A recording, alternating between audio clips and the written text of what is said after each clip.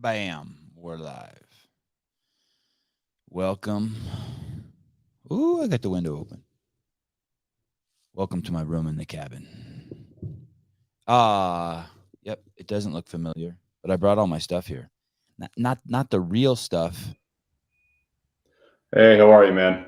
Kyle, How are you doing? I'm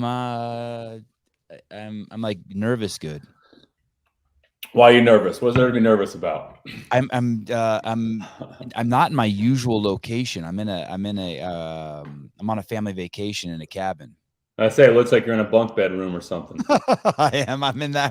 I My love kids it. are. My kids are like. My wife and all the kids are in one room, and my kids are like, "Why aren't you sleeping in this room?" I'm like, "You'll know. You'll know when you're older. You'll know when you're old." Yeah, just my girlfriend and my baby just went in the other room too to lay down. So we're in similar boats. I am not in a cabin though. I'm actually in my new home. So Did you ever think you were gonna have kids? I didn't honestly. I mean, when I was younger, I think it crossed my mind a lot growing up. And as I got into like my 20s and 30s and got really busy with work and career aspirations, it to completely kind of left my mind. Um, and I thought, oh, I'll be one of those men who has kids when he's in like his late 40s or early 50s kind of thing. Once I've accomplished everything I want to do, and I am so glad it didn't happen that way. Like I am actually really stoked to have my son right now, and How old are he's you? I'm 35, so 34 when we found out we were going to have him. 35 now he's about 6.5 months, and the way he's changed my life, and I've tried to explain this to friends of mine, it's honestly made me more productive. Like every fear that I had about being a father and thinking that it was going to hold me back or get in the way and impede some of my progress, it's been the opposite. I've become much more cognizant of my time management. I feel like I'm a better writer now because I have different things to draw from. And he's really just mellowed me out. Um, I think being alone for a long, sustained period of time for people actually makes you more anxious and makes you more stressed because you start to focus too much on just every little thing in your life that's inconvenient or everything that bothers you. Whereas, like, when you wake up and you have a kid and like something goes wrong, your morning kind of goes haywire. Once you get used to being able to, organize that chaos, everything else seems easier. Everything else feels like it's just much less, it just feels much less stressful now. Like the little things that used to really get to me. I had a buddy in town a couple weeks ago, and we were talking about fatherhood, and he's not a dad yet or anything. And I was telling him, I told him, I said, you at least need a dog. You need something to come into your life Yes. and you need something to come Yes. into your life. And you need something to fuck your days up because he's been single and been alone for, God, probably like 6, 7 years now. And he's very successful. He does very well for himself, but he's just so anxious about the littlest things. And so I've pushed him to get a dog. And he told me a conversation he had with his mom. He asked his mother, he said, why do you never get anxious? And his mom said, once you have kids, it just changes. Like you just stop worrying about the little things that make you anxious. And it's just so true. And it's just not what I anticipated. It's not what I thought fatherhood was going to be. And I'm just so grateful for There's this Taoist saying, "Stop thinking, and your problems will end." And one of the themes that you talk about when I was doing my due diligence on you was surrendering. And if you fight back, kids will be miserable. it. If Oh you my God. if you surrender and stop thinking about yourself, you will have a opportunity for damn near enlightenment. This is so true with a lot of things. The more you push back on things, the more of an inconvenience they become. It's true. It's true Arguing with with reality is a bad thing. And a lot of people do it. I think you see it a lot with obviously with parenthood, but you see it a lot with just changes in life that people don't want to accept. And I'll admit, there's times in my life where I've pushed really hard back on change, on things I didn't want to happen. And I think especially the last 2 years, we've all kind of been forced to adjust to change that we weren't, prepped for or weren't planning. The times that I've tried to be like, I can control the situation, it's just so much worse. And it always is so much more inconvenient. If something's going to happen and you're going to be a parent, just lean into it. And I write about this in my new book. I think one of the biggest things, Wait, especially with, what's the new book? so my new book, Speech Therapy, Oh, it's a book. Oh, you got it. All right. I yes, respect sir. that. I Yes, sir. appreciate that. Yeah. Well, I read it. Um, Yeah, I mean, the topics I talk about in there are all these little things in our life, and really they kind of all have that common theme. Like the more like you push against trying to resist them, the worse they're going to become. And if you can just lean in and have that emotional management, and just to go back to talking about being a parent, the more you lean into being a dad, the more rewarding it becomes, the easier it feels. And the way my son has just assimilated into my life so quickly, I honestly can't imagine life without him now. And it feels cliche to say that because you hear a lot of, parents say that kind of thing, but it's true. It's true. Like, and when we found out my girlfriend was pregnant, I wasn't ready to be a dad. And I actually had a really dark time for a couple months. And I think I talked about it briefly in my book where it hit me pretty hard. I was really depressed. I started kind of drinking heavily for a while. And it wasn't fair to this kid coming into the world. It wasn't fair to my girlfriend. It wasn't fair to myself. I was just coming out of that COVID rut of just feeling like everything had been stripped from me. And I just was not prepped. And once I finally accepted it and started really embracing it, stopped listening to everyone in my life that was giving me really bad parenting advice, it just got good. It got easy. And I'm just so stoked, and it's been fun. How old's your son? 6.5 months. Oh, he's really new. Oh yeah, he's new. Is your wife breastfeeding? She is actually. And where did you have the baby? Where did she have the baby?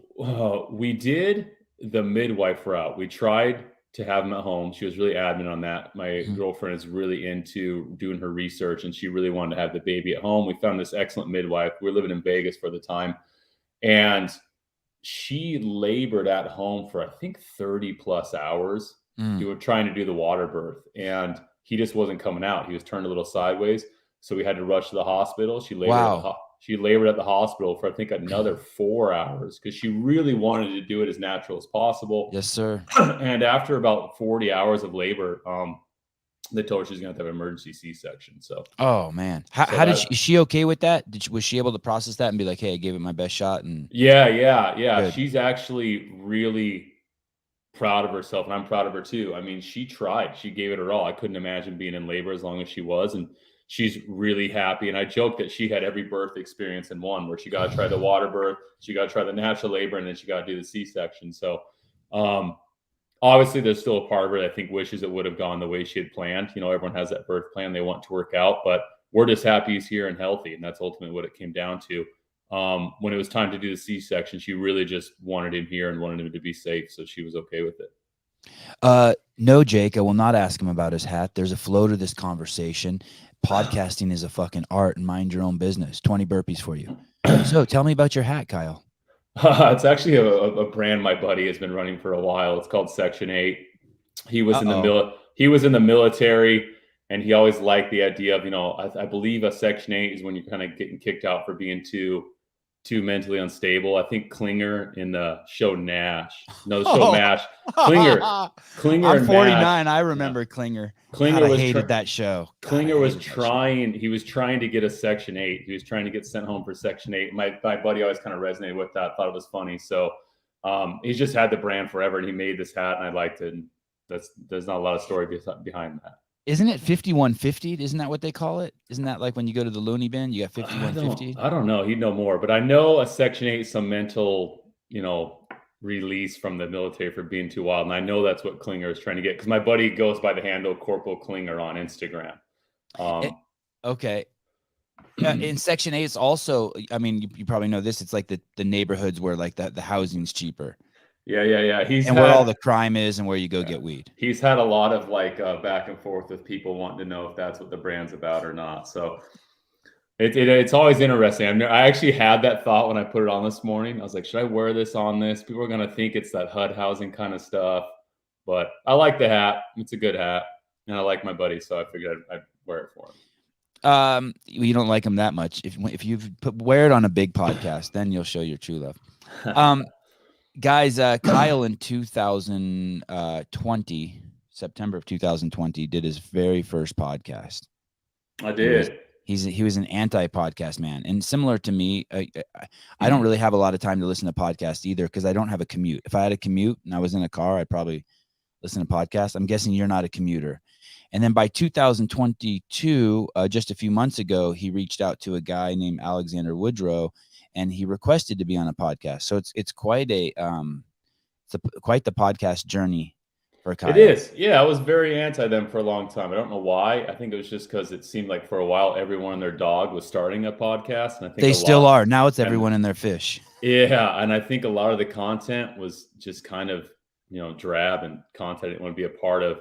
But yeah, I was very anti-podcast. I made fun of them all the time. I've been told several times I should start my own. I just wasn't really into it. I enjoy writing. I enjoy kind of being behind the scenes on things. And that first podcast was actually set up by my publisher. And even then I was hesitant. I was like, I don't really need to do podcasts. And I enjoyed it. I talked with Christopher Ryan. I had a really good call with him. And then I kind of went dark again for a while. I was like, all right, I don't need to do any more podcasts. I got my one under my belt. I'm good. But then Alexander's a mutual friend of a buddy of mine. And he'd actually posted on his story that he was looking for hosts. And I kind of liked what, Alex was always posting. So I wrote him and said, well, let's do one together. So again, I had a good time with that. And I figured I should probably jump more into this realm. I do like talking. I like having, good conversations with good people. And so I think I've recorded about 5 in the past 2 weeks, and everyone's been very different. Everyone's had, a good journey as far as the conversation's been concerned. So I definitely plan to keep doing these. I don't think I'll start my own. It's not something that my heart's in enough to want to run my own. I'd rather focus on what I would really, not. I would yeah, not start one. yeah. I have no desire to. Podcasts are for lazy people who are interested. I don't know what they're interested in, but it's for lazy artists. Lazy artists do podcasts. Yeah, I think there's probably a group of people that do that, but I think a lot of people are the opposite. I think people put too much time into them. Like I know. Oh yeah, sorry. By lazy, I didn't mean like lazy, like in the totality of. It's like drawing, Yeah. like I was a photographer. Photographers are lazy drawers. Videographers are lazy photographers. There's like this hierarchy, and like if you're painting with oil, then like you're not late. That's what I meant by lazy. So maybe lazy is not the accurate word. I should choose a better word when I'm speaking to a writer. I think the word you're looking for is it seems easier. Yes, It yes, seems the phrase. it seems easier to have a conversation than it does to write a book. I get that, but yeah, I mean, more power to you if you've been running one as long as you have. Yeah, I'm obsessive compulsive. I mean, maybe not clinically, but once I've started. The race is to 500. I completely get off on the fact that it's just growing super duper fast. I'm super stimulated by that. I'm even in Tahoe, and I brought my whole setup, the soundboard, the professional mic, the whole damn thing. I mean, in that respect, I'm not lazy, but writing's a different creature than this. This, I just take a bunch of notes that I pretend like I'm going to use, and then just stare at you and let my mouth just start going. And you're an easy guest. I listened to 3 of your podcasts on the drive up. You are an easy guest. So that sounds like a terrible drive. No, it was actually great. It was actually really, really great. And what's funny is my kids were listening to it too. And I didn't agree with a lot of the technique that most of the hosts that we're using. How so? I'm not a fan of like for instance, and I don't mean to pick on Alexander. I know he's your friend, but he describes it as an organic conversation. But it didn't seem like an organic conversation to me. Like I think he's fairly new to it. I think I was like his 12th guest he's ever had. I mean, he comes from the rock scene. I actually knew of his band long before I knew him. He was a founding member of Our Last Night, and I think he's been touring for about 15 years. He actually just this week announced that he's leaving the band to focus on other things. So wow, he was still cutting his teeth in the podcast realm too.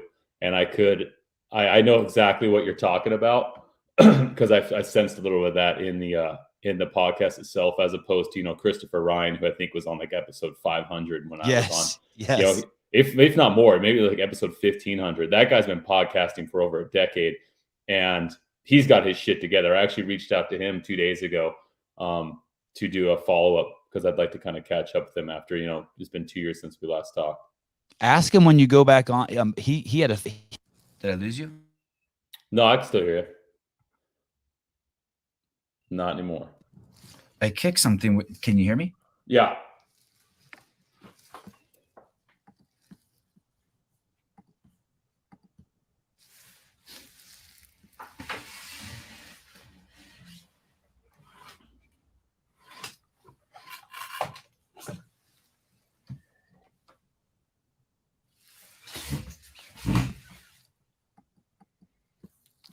Can you hear me? Yeah. Now you can hear me. Now you can't Yeah, hear me? little echoey, not as Now you not can hear as me. there we go. Now it's better. What happened? Man, I hope the fire marshal doesn't come and see this. See, that's what I'm saying. A podcast is a lot of work. This doesn't happen when I'm writing. I don't You don't ever I don't- drop a sharp pencil and it pins your scrotum to your chair? That's never happened, like you're writing naked or something? No, it's 2022. I use a fucking laptop. Right. Who the hell is still scribing their words? I had the great. I wanted to talk about Trump for a second, Christopher Ryan, but back to scribing words. I don't usually let anyone see my handwriting. And last night I'm at the dinner table in the cabin, and I'm taking all the notes I've taken on my phone and putting them on a pad of paper.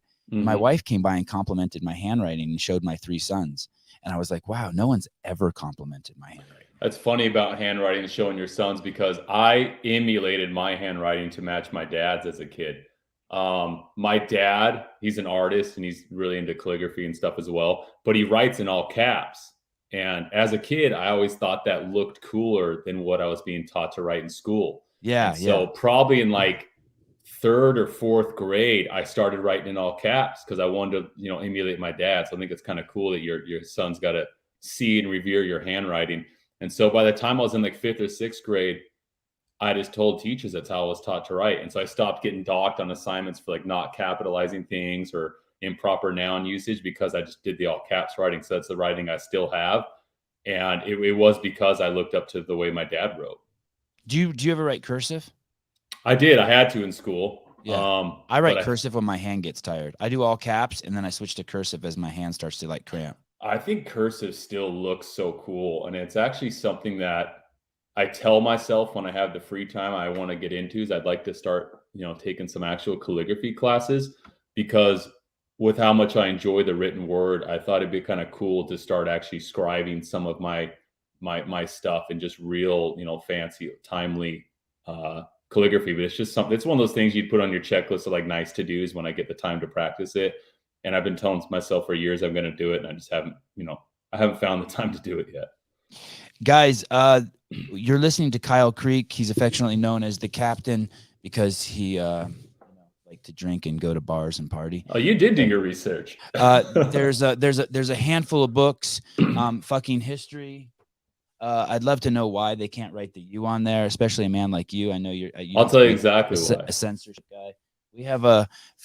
Feel free to quote me. Volume 2, I think revised edition. This one he didn't No. I've self-published all of them but fucking history. And that answers your question. The reason the reason the U's not on it is because I didn't self-publish that. I actually I went through Penguin Random House for that. I got a pretty decent book deal. Something I kind of always thought would be, my big career break. And they require it to be asterisk so they can push it to independent booksellers. And Barnes and Noble refuses to carry books on shelves that have the actual words spelled out. And so it was a compromise I was willing to make to, dip my toe in the big publishing water. And after doing so, I decided to go back to self-publishing.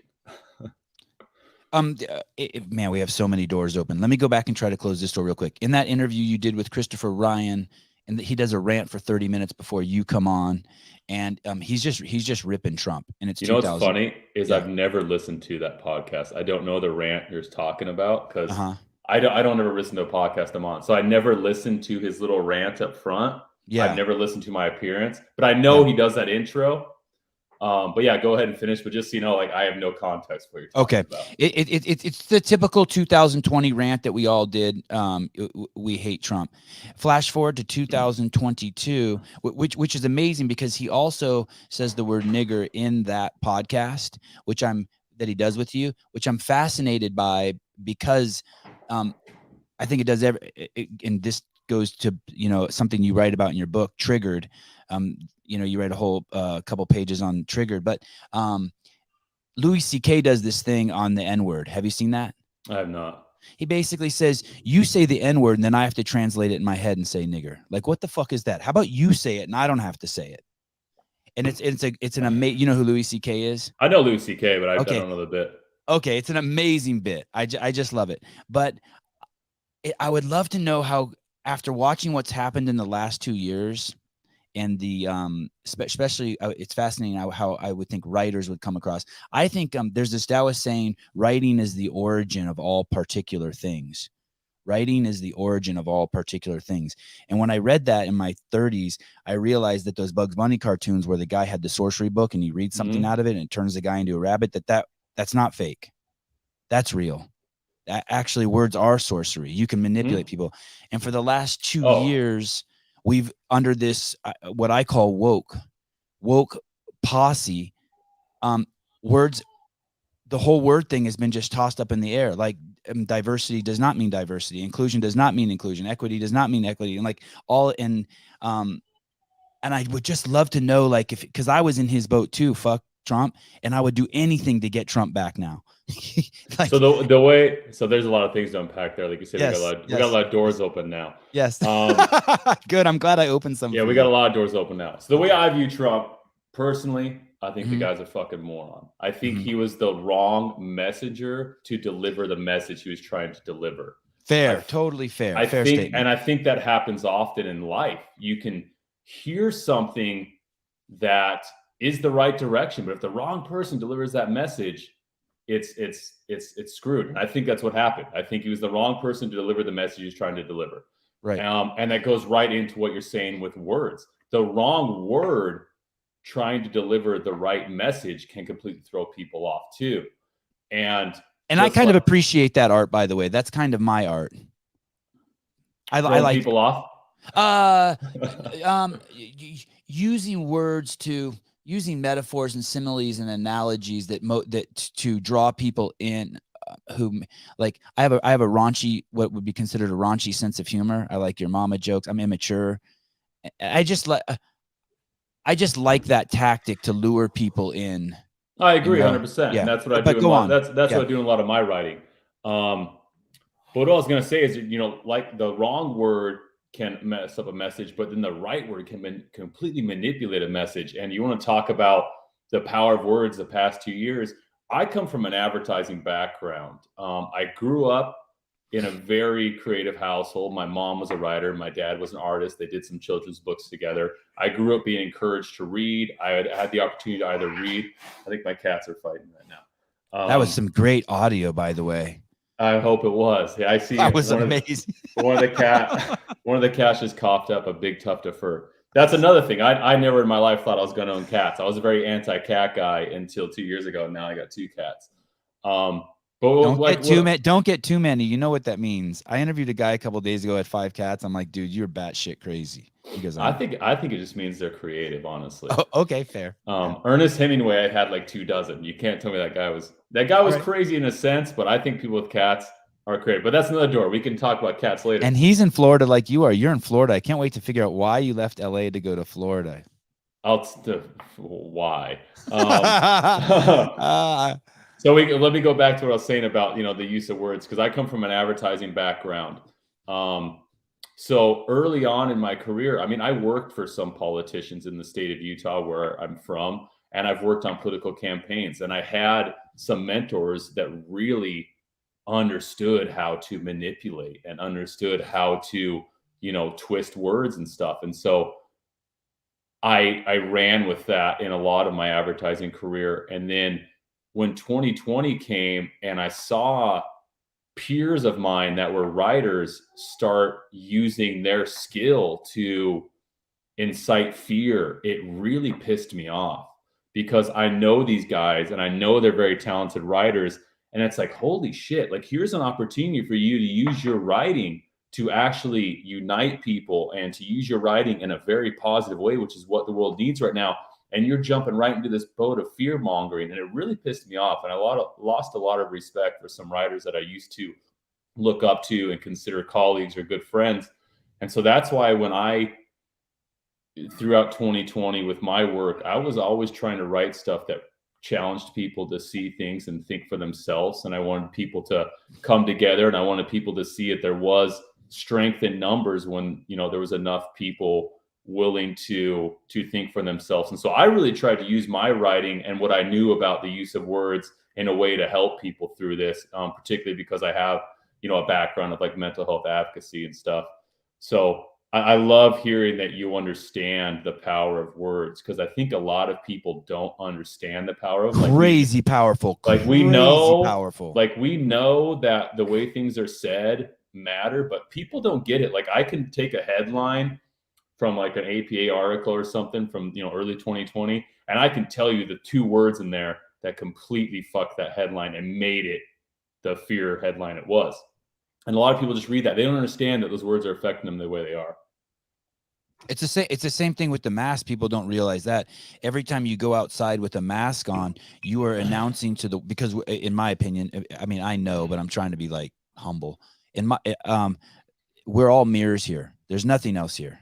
Just a bunch of mirrors walking around reflecting shit on each other. And when you put on a mask, you're screaming to the rest of the world that there's something here to be afraid of. And whether there is or isn't, whatever your opinion is on that, to not know that and acknowledge that, you're fucking out of your mind. It's like not realizing that while you're driving a car, it's a dangerous weapon and it could easily kill people. I agree. I think it's nuts. It's fucking batshit crazy. I refuse to wear a mask ever, anywhere, or put one on my kids ever because of that. I'm not telling the world that there's something to be afraid of. Exactly. Yeah. Even if your stance is pro mask and you see the benefit in wearing one, which obviously has been proven, is not the case unless you have a specific, N95. You need to be cognizant of what it's communicating. Like you said, there is a certain air around a group of people that are all wearing masks versus a group of people that aren't. And it's just like there is immediate fear and there's immediate tension presented in that room. It just happens. And again, like, I don't care what side you're on, you need to understand that is what's going on. And you need to understand that words are being used to twist things. It's like I don't know if you read the book, The 48 Laws of Power. It's one of those ones I own on audio and hard copy, but have never read. Here's the thing. That book, if you follow that book to a T, you're a fucking sociopath. Like, that's all there is to it. That book gets a lot of flack for that reason. But he opens that book by saying, it doesn't matter if you choose to live your life by this or not. You need to understand this game is being played. So to not read this book and not understand these tactics, you're basically playing a game of chess and you don't know how the pieces move. And so I encourage both my dad and my brother. I encouraged my dad and my brother to read that book. And I said, listen, my brother's a doctor. He works in hospital administration. And my dad, owned his own business for a while. I said, whether you follow this book or not, you need to understand there are people doing this, and they're going to do this in meetings, and they're going to do this in business deals.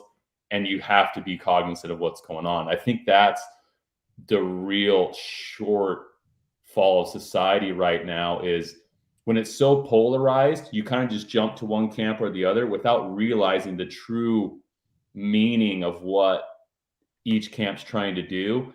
And when you just blindly follow any direction, you're just setting yourself up for like some major regrets, some major breakdowns, mistakes. And I don't really try and push people to a side. I just try and push people to understand what's being played. And it's called The 48 Laws of Power, Jake. Jake, that's another 20 burpees for interrupting our conversation again. It's going to get bad for you, buddy. You're going to be sweating before this is over. But it's a Robert Greene book. It's a fantastic book. It's actually banned in the United States prison system because they don't want inmates understanding. No shit. Yeah, the 48 Laws of Power is on the banned list of reading for the United States prison system because they don't want inmates understanding that level of psychological manipulation. Okay, I'm on it. Just so people know, and I've said it a million times before, if you stop eating added sugar and you stop eating refined carbohydrates, there is no way this thing will get you. None, no way. I've Googled every single person I can who they've said is healthy who's passed away from this, and there's only, and I'm up over 100, and there's only one that I can't prove that wasn't healthy, and it's some 15-year-old kid out of New York, and there's just not a lot of information on him. But other than that, I just wanted to close the loop on that when you're like, what? But it's so dangerous. Another thing that I point out to my listeners all the time is you can't look at a group of 100 old people who died from this and say this thing kills old people. And although it's probably fair and safe to say that old people, as you get older, your immune system wanes. Fine, I'll give you that. But old people have also had more years to participate in poor lifestyle activities, meaning if you're 80, you could have been drinking Coca-Cola for the last 50 years, which is a stronger correlate for your demise and your complicity of your death than being old. and you can't, it's just the magic of words and not having logic and not understanding statistics at a third grade level and not understanding correlates versus cause and effect. You have to educate yourself. That being said, I know people who are totally on board with me and like, no, this is all just a fucking joke and they're perfectly fine. And yet when they got the disease, they panicked because they didn't even realize how much the media had affected them. Well, Do you know what I mean by that? Like they're terrified. Like they're like, this is bullshit. I don't care if I get it. I want to get it. And then they get it and they're fucking batshit terrified. And I'm like, oh fuck. Like they got the psychosis. I mean, I don't blame them either. There's an interesting thing you bring up there where I had read a study talking about how stress and anxiety were like the number one pre-existing condition for a bad COVID experience.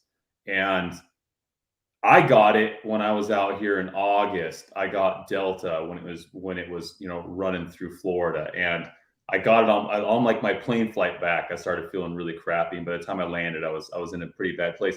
But I kicked it in about 48 hours. I'm a fairly healthy guy. I rested, and about 2 days later, I felt good. And then a day or so after that, I had a really stressful day, and I had like just a total, one of those days that just completely just shit rocks you to your core. And I woke up the next day sick again. And that time I was sick for about 7 days. And my girlfriend always likes to tell me, she's like, see, it just proves that like the stress is what makes it worse. Like you kicked it and you were totally fine. And then you had that rough day and it came back and kicked my ass. But that to me, it really speaks to the power of the mind. And what's crazy to me is how people like to negate things such as the placebo effect.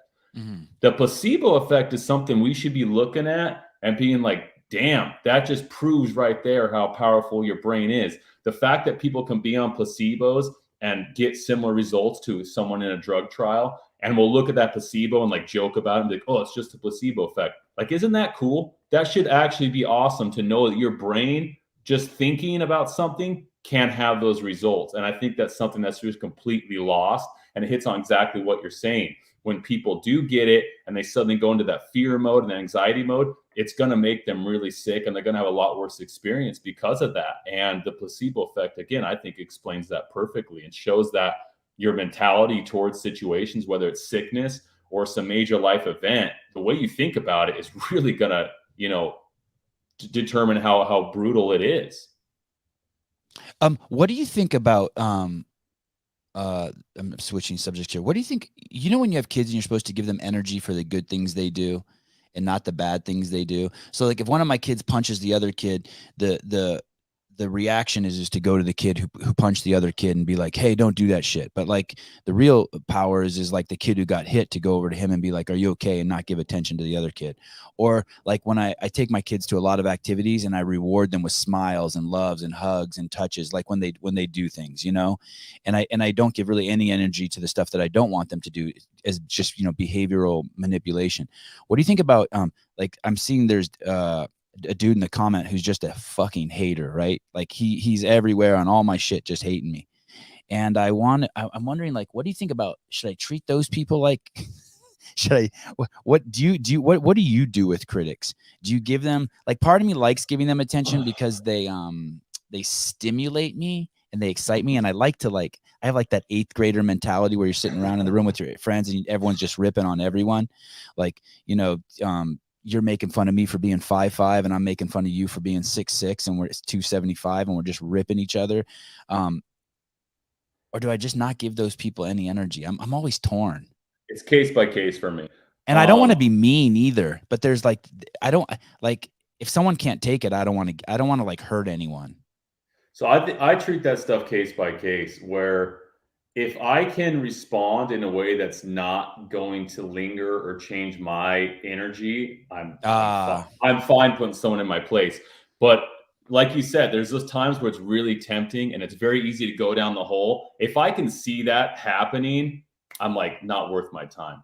But like on Instagram, for example, if I write something that, gets people polarized and gets controversial, if someone writes back with something that I know I can easily respond to and it's not going to fuck up my day or my vibration at the time, I'll do it. I have no problem putting someone in their place.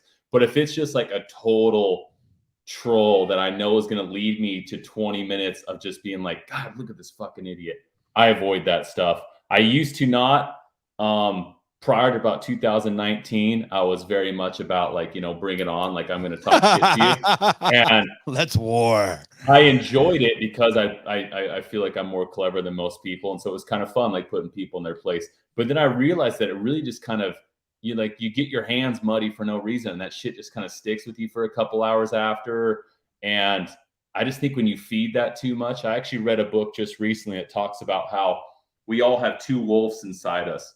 And there's the wolf that is like love and positive energy, and there's the wolf that's like the negative energy. And if those two wolves get in a fight, which wolf's gonna win? Well, the wolf that's gonna win is the wolf you've been feeding, because that wolf's gonna be the more powerful wolf in that fight. And I read that and I was like, damn, that is such a profound, very simplistic way of explaining like the animalistic nature of our thoughts. And that book's called The Mastery of Life by Don Miguel Ruiz Jr. It's the son of the guy who wrote the Four Agreements. Oh, it's his son. Yeah, I've actually formed a little bit of a friendship with him over the past 6 months. We kind of connected on Instagram and talking back and forth. And, I sent him a copy of my book. He sent me a copy of his new book. And I read that bit, and I read it, I think, 2 nights ago. And I just think that's such a profound way to look at things. Like, I don't want to feed that negative wolf too much, because I know I have a propensity to be fairly cynical. And if that wolf gets too fucking strong, it's going to destroy the other wolf when I need it. It's funny you say that. I made this comment on someone's Instagram. This girl I know, super duper hot, super powerful, fun, open-minded chick, just rad. Her name's Danielle Brandon. And she was wearing this shirt and it was too big. And I made a comment on her Instagram, and she's got like, hundreds of thousands of followers. And I make this comment on her Instagram, your shirt's too big, because her shirt had like a fold in it or something. And it was just like just that's something. A style. Yeah. Well, yeah. And I was just trolling my friend. Yeah, trolling my friend. Like, I'm going to troll you if I troll you, that means, I liked you after the podcast. And so fucking like 100 comments came. Like, you fucking misogynistic piece of shit, blah, blah, blah, blah, blah. And I spent a little time being like, yo, if someone says, if someone tells someone that their shirt's too big and you have a story around that, like, you should consider dropping that. Like, that's a lot of shit to carry around with you everywhere you go. Like, even if I am a misogynistic piece of shit, like, if those little things trigger you in life, like, you're never going to be great. Well, this is what I talked about. But it was pointless. It was pointless. Yeah. I didn't help any. I wasn't like, I mean, that's the kind of shit like my wife would tell me and help me, right? Yeah. If Kyle Creek says this, when you get on the podcast, just remember, don't let him trigger you. Be cool.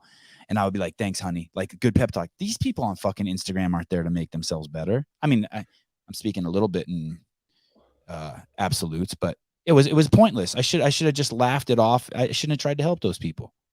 I could have told you that was going to be the reaction you were going to receive. I need your phone number. I should have called you. I joking with your friend or not, I could have told you that's where it was going to go. But it's what I talk about in my book, Speech Therapy, where that chapter about being triggered. Yes.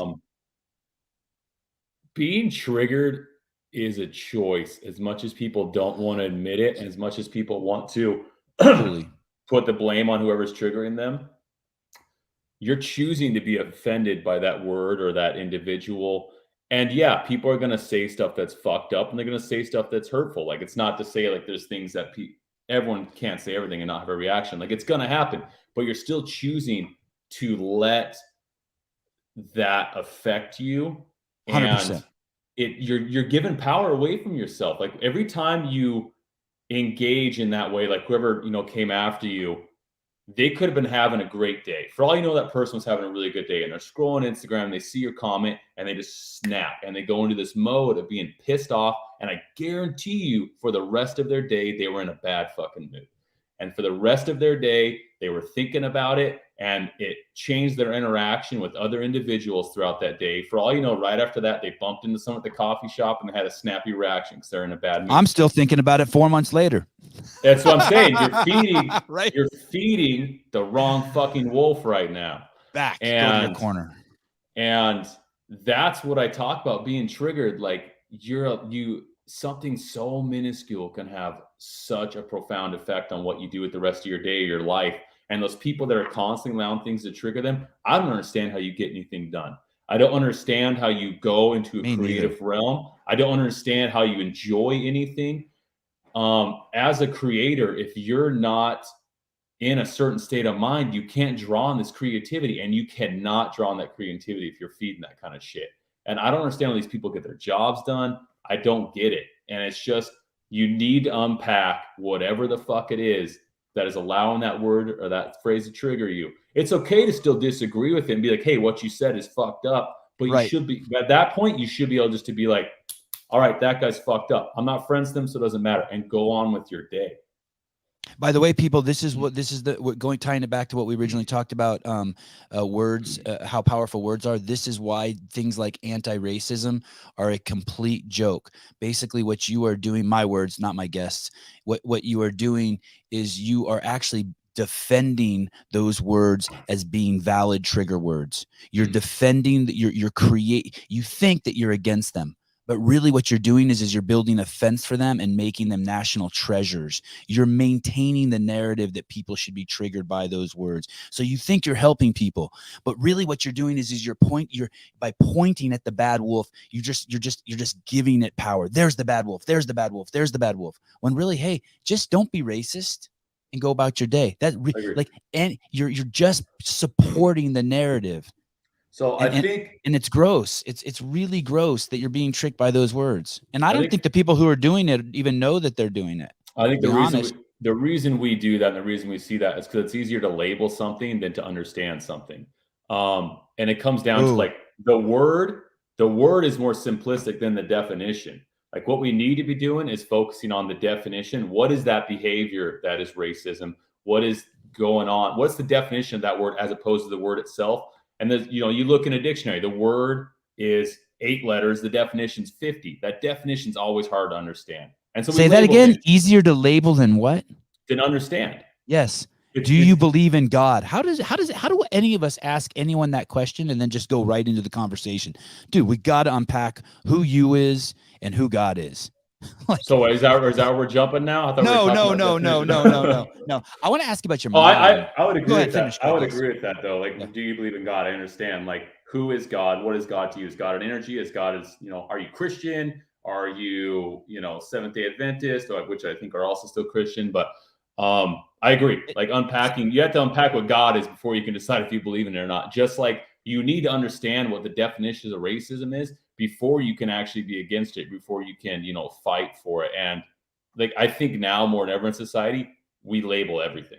Everything has to have a label. Everything has to have a word. Why? Let's bring it full circle, because words are powerful and words are triggering. And if we can put a word on something, it allows it to have power. And that's what we're doing.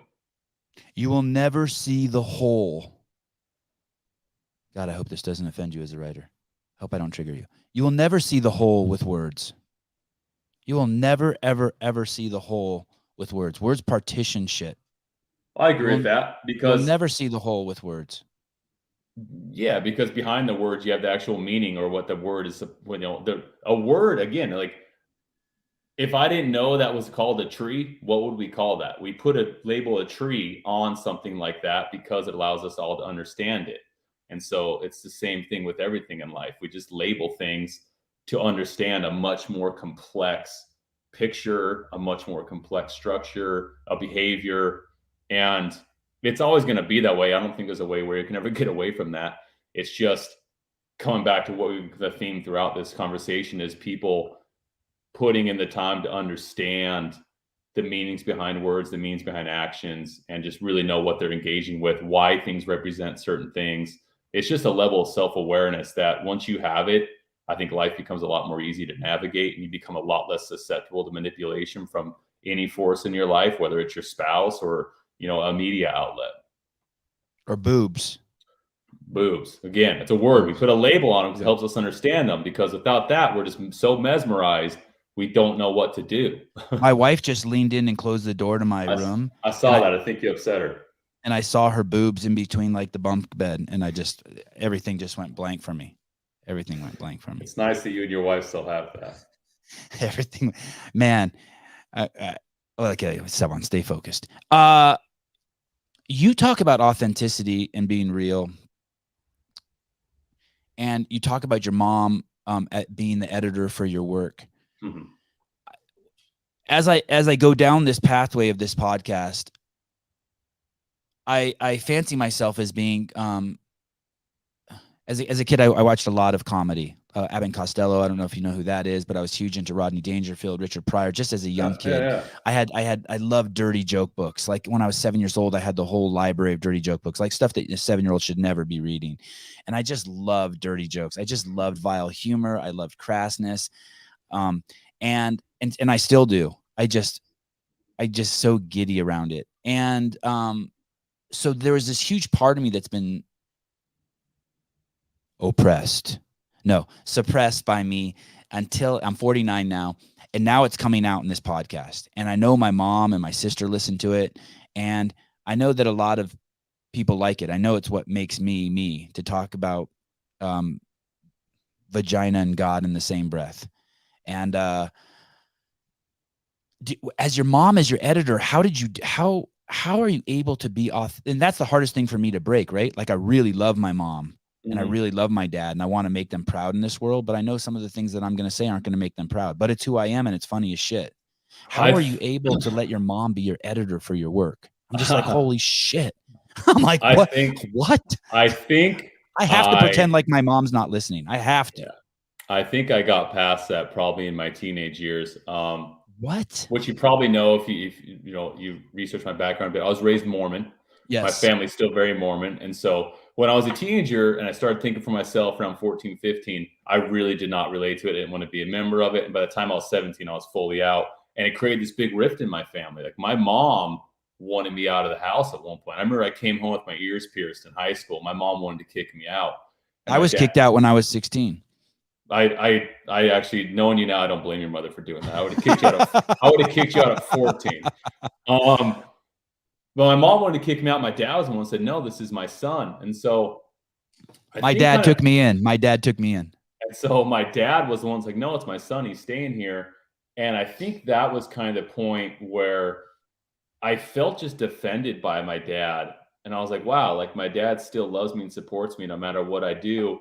And it just gave me the courage to kind of just be myself more and more. And my mom eventually kind of came around once she realized that I wasn't going to have that Mormon lifestyle that she had thought I was going to have. And we actually just had a really good relationship because she respected me for who I was and what I was able to do in my career. And to answer your question, there was a time where she stopped editing my work. So she was my original editor in my early 20s. And then she actually stopped editing my work and told me she couldn't edit it anymore because it was too vulgar and too crass and some of it was too hard to read. So it was her choice to step out of it. So like fucking history and stuff, she didn't edit those books. But with this new book, were you glad or were you sad when she said that? It didn't bother me either way because I totally understood it, and I knew like the direction I was taking jokes was probably hard for a mother to read, and so I actually it didn't bother me at all. But then when she actually offered to edit my new book, I told her I was writing this new book. I told her the premise of it, and she said, "Kyle, I'd love to edit that book." And she said, "I know some of it's going to be hard to read, but I still want to edit it." And once she already kind of acknowledged it was going to be hard to read, I was like, okay, cool. I'm going to make sure some of it's hard to read. So it kind of like motivated me. It kind of like, you're a bad son too. You should have been kicked out. She's already set herself up for it though. And I was like, all right, well, I'm going to make sure that like it's completely, the way I want to say it. When I talk about like jokes about, being caught masturbating and stuff like that in my book, like that's not a conversation you want to have with your mom. But my mom read it. My mom edited it. She made notes on it. And I respected the hell out of her for it. And I think it was fantastic. My mom's been like my biggest champion of this new book.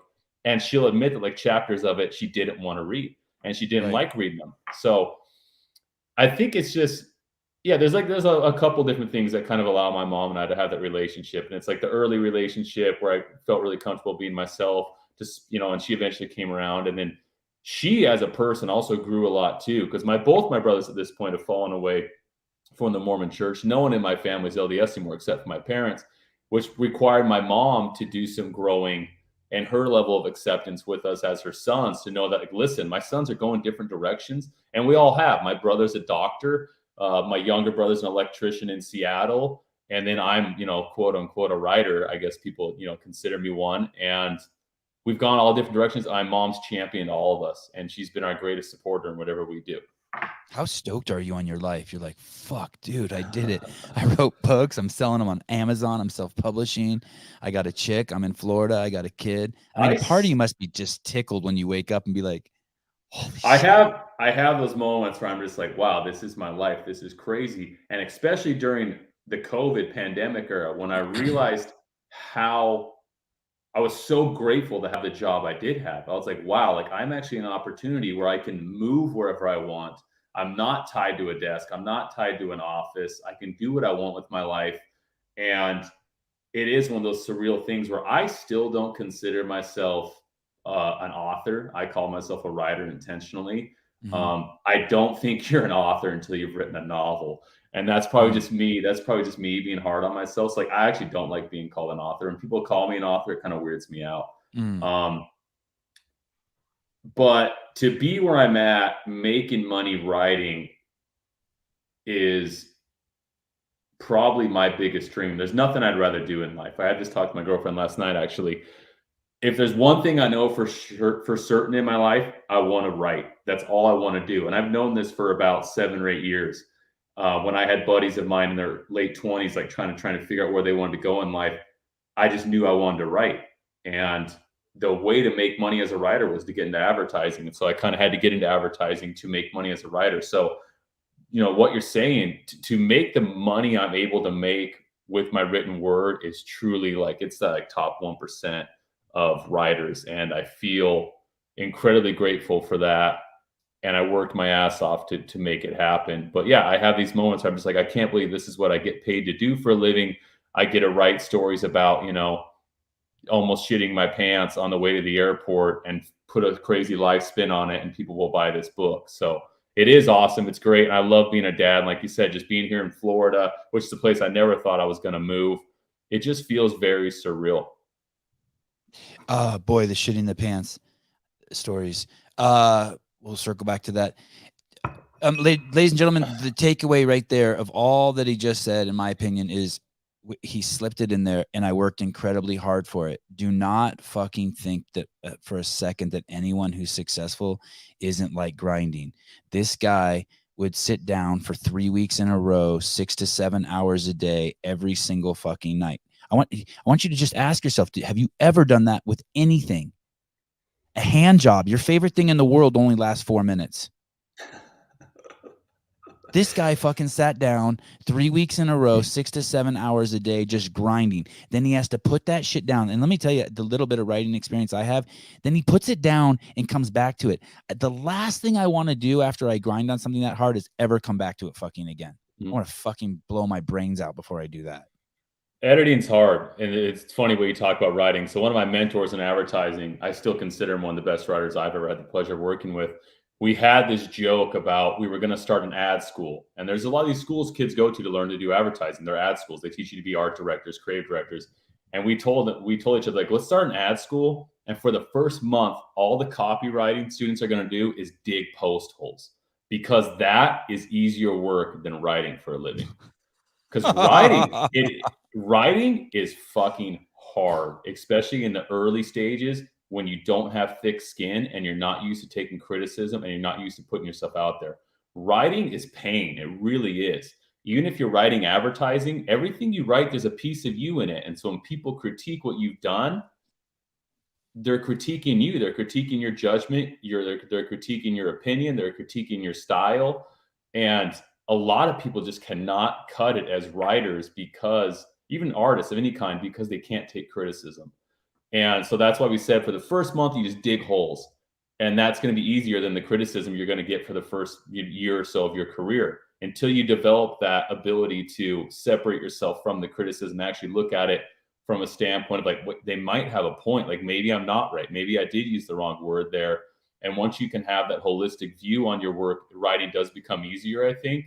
But the editing part always sucks. That's the reason why I don't listen to podcasts I've been on. I have no desire to go back and listen to a podcast, but I have to go back and look at my work. I can't just write one draft and walk away, because your first draft of anything is shit. I think it was Ernest Hemingway that said that, and it's fucking true. And there's another writer I really like, Neil Gaiman, and he says the whole point of editing is to make it look like you knew what you were doing the first time. And I've always loved that quote.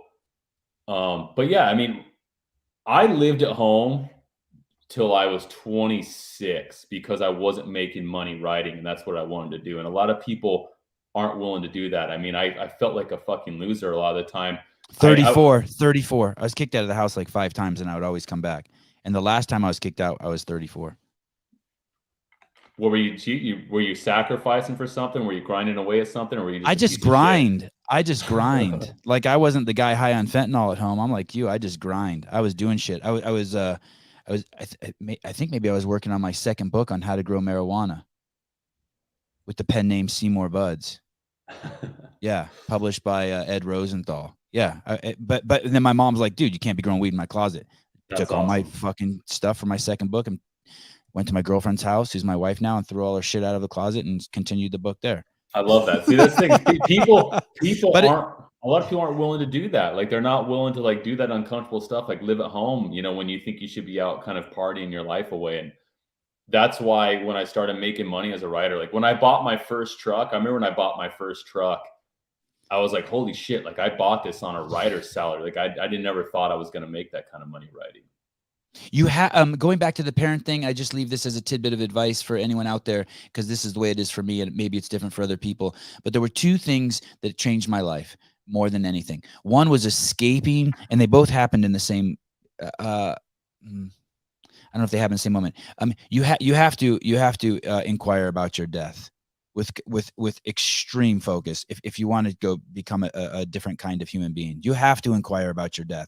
You have to really, really inquire about your death. And the other thing is you have to break the judgment of your parents. They're the mirrors that made you. And at some point you have to abandon them. Mm-hmm. And it's going to really fucking hurt. And it's okay. You can circle back around and love them and rebuild the facade of your attachment to them. But at some point you have to, and they're kind of, you have to let that die. It sucks. And then you can break free, and it will. Don't worry, it'll try to grow back. It's like fucking bamboo. That motherfucker will try to grow back. I think it'll strengthen your relationship with your parents. 100%. As tight as you think you are with your parents right now, if you're living in their shadow, like maybe your parents are pushing you towards a certain career or a certain lifestyle that you don't want, if you can rip that Band-Aid off and deal with the pain and disappointment for 6 months, maybe, when you come back around, you're going to be more sure of yourself. And your parents are going to have grown as people too. Like I talked about, my mom grew, and now we have a better relationship where I don't feel like I have to be someone I'm not, and she doesn't have to pretend to love someone I'm not. And you will have a better relationship. And if you don't have a better relationship, I'm sorry, but someone has to grow. Either your parents or you. Give it time. Give it time. If your parents don't come back around, then guess what? You actually are better off not having them in your life because they weren't the kind of parents they didn't have. That's the definition of conditional love at that point. If your parents don't come back around when you pursue what you want to do in life, I'm sorry, you just have shitty parents, and it might take a while for them to get out of that. And that's just part of life. But you as a person will be so much more fulfilled knowing you are doing what you want to do. And I didn't talk to my parents for a year, and this is like pre-cell phone. I was probably in my early 20s.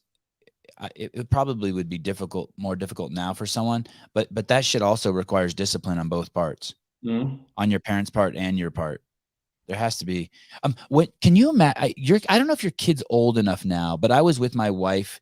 Well, I was in a similar, but my wife and I were never going to have kids. We were never interested in getting married. Getting married is what people did who were tools of the man. It was just like fuck you, you're a tool. You are a little hippie marijuana grower. Oh, totally.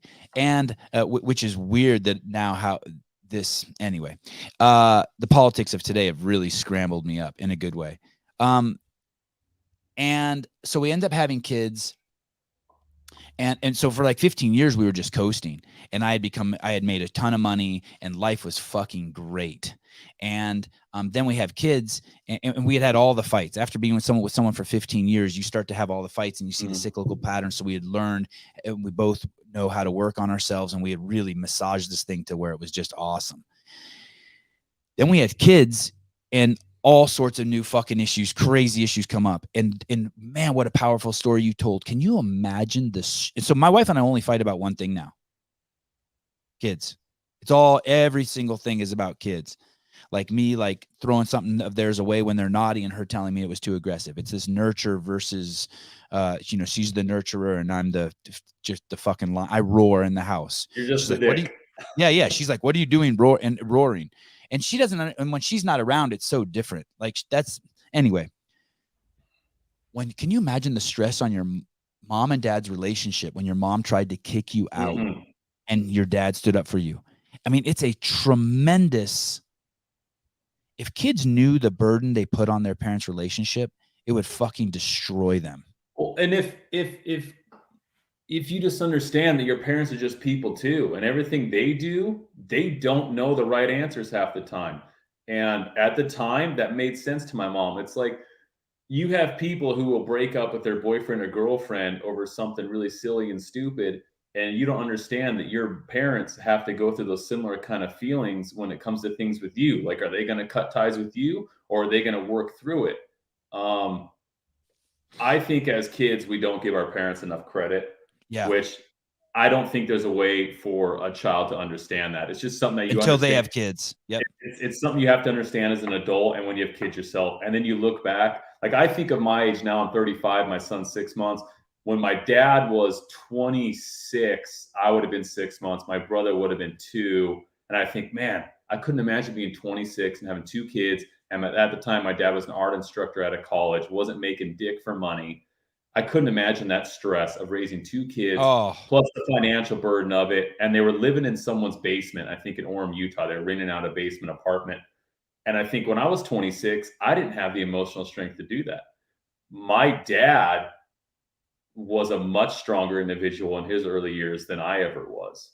And it's just something that comes with time. I give my dad a lot of credit, and I look up to my dad in a lot of ways. And I've always joked to people, if I can just become half the man my dad is, I'll be pretty proud of myself. And we disagree on things like religion. My dad's obviously still, LDS, and I'm not. But the respect I have for him and what he's done in his life and the way he's raised us, it's unfathomable the way I respect what he was able to do. And the shit I did in my teenage years that my dad stuck by me, I can't thank him enough for what he did. Your dad benched 675 pounds. Yeah, my dad was a freak for a while. Like my dad, when I was in high school, he was really into powerlifting too. And yeah, 675. That is a feat in itself. My dad's a big dude. He was like 6'2" and like 320 pounds at the time or something. Did you see that with your own eyes? Yeah, I actually recorded it. We went to the gym and did it one Saturday because he wanted proof he could do it. And we went with an old little handheld camera, and I propped it up on a little bench next to us, and I spotted him. And I think we got some other guys from the gym to get on each side of the bar in case something went haywire. And we actually recorded him doing it. And then people would come over and question it. He'd bust out the little camera, rewind the tape, and like show people. Crazy. Who spotted that? I was behind, and then we grabbed like 2 big Tongan dudes. Yeah, you need Tongans, racist. You need Tongans. Sorry, racist, but you need Tongans. I grew up where I grew up in Utah. There's actually a lot of people come over from Samoa and Tonga, because a lot of them convert to Mormonism through missionaries, and so a lot of them move to this area of Utah around the Salt Lake West Valley area. And so most high school football there, the defensive lines and offensive lines are all made up of big island boys, and so they're pretty prominent in the gyms there, and those guys are strong. I had a friend in high school who I think he was Polynesian, but he was benching like 500 as a senior in high school, which was pretty insane. And we put him as like nose guard. They put him nose guard defensive line, and he would just like one hand just like be knocking center. He would just plow through kids in high school. And actually, other coaches I think started to complain. They thought like it wasn't fair to have him playing on the team because he was just such a beast of a teenager. Nothing is fair. Nothing is fair in life. That's life, man. That's life. So yeah, I think we grabbed like 2 big Tongan guys that my dad had friendships with, because a lot of those guys are all into bench press. My dad would go work out with them on the Saturdays and whatnot. They're just like at my college campus, UC Santa Barbara, there were 1,000 girls who were the hottest chicks on campus. So I'd be like, hey, there's the hottest chick. And someone would be like, dude, you said that yesterday about that chick. I go, I know. There's more than one. I can't help it. I don't have control over that. Santa Barbara itself is a beautiful area. Like when we were getting out of LA, we actually considered going to Santa Barbara, but it's too damn expensive. But I love Santa Barbara. I love that area. California, geographic wise is stupendous. I absolutely love the state that way. It's just other reasons why I had to leave. The people are fucking nuts. I used to live in Berkeley, and the whole town has gone batshit crazy. Like people will talk shit to my kids. Like I have 2 5-year-olds and a 7-year-old. That I is want to be, wild. I want to be like, dude, you better be careful, you fucking marshmallow. My 7-year-old will mash People you. need to travel more, is what I've realized too. Go live in Africa for 2 months. Because I left, like, even in the States, because when I left LA in May of 2020, and we saw what was going on with the lockdowns. I was out walking my dog. I had a Great Dane puppy. I think he was probably 7 or 8 months at the time.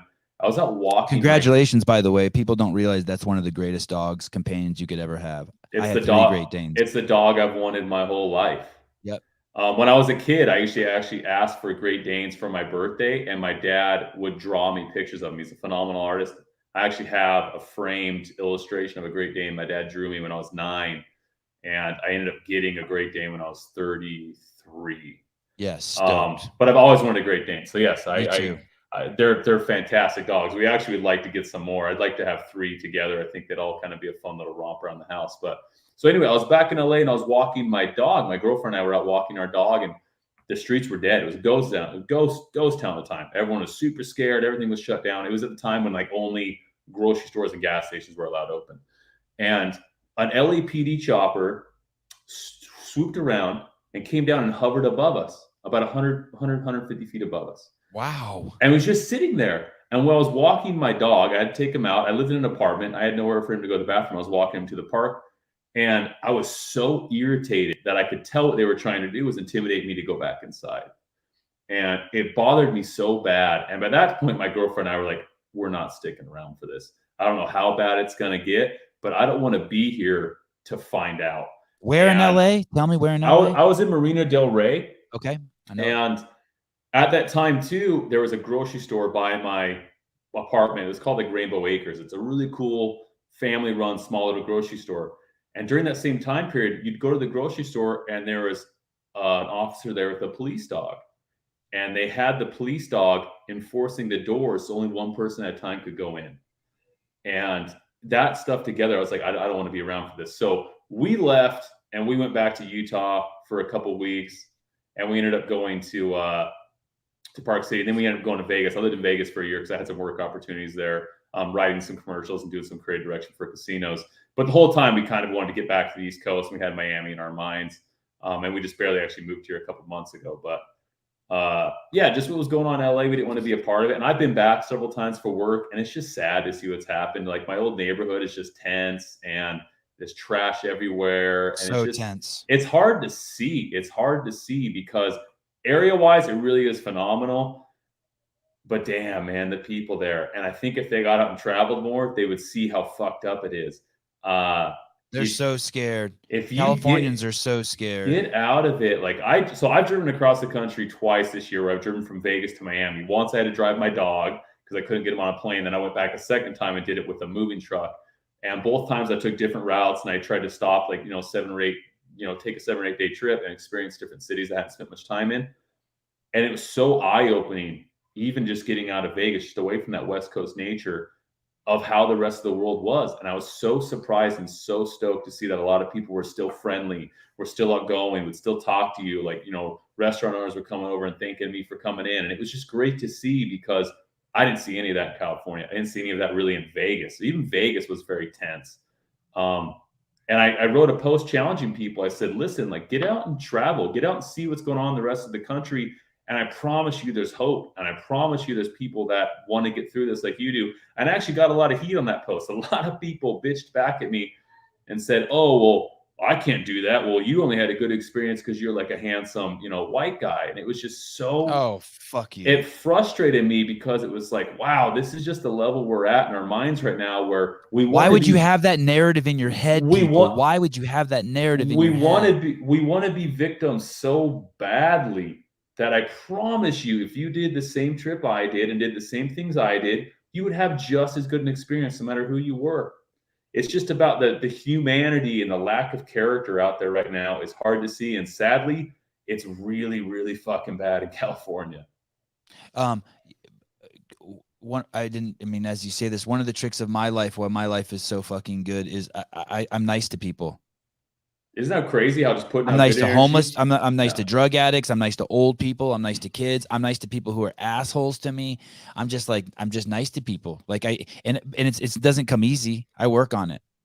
I fake it till I I make it. I'm the same way in the sense that I I'll it's very smile at you for no reason. And if you think I'm a fucking creep, I don't fucking care. so Like that's your problem. I actually like similar thing when I was living in New York City. I lived there for a couple years. I went out of my way to compliment two people every day. Like Oh, I love like it. a compliment they weren't expecting to hear. And I made it like a challenge to myself, whether it was like complimenting someone on like, "Oh my god, I love your jacket," or "I love your hair," or I would just compliment someone. And you don't know the ripple effect that could have. And so I actually wrote about this. I think in my book I might have hit on this. Imagine that person had just broken up with their significant other and they're having a bad day. And as they're leaving, you compliment their hairstyle. That alone could make that night bearable for them. Or imagine someone's really nervous and they're going into a big job interview and you just say something like, "I love your jacket. Like that jacket looks fucking great on you." They're going to go into that job interview with so much more confidence and ease their nerves because you just went out of your way to be polite and it took you 3 seconds.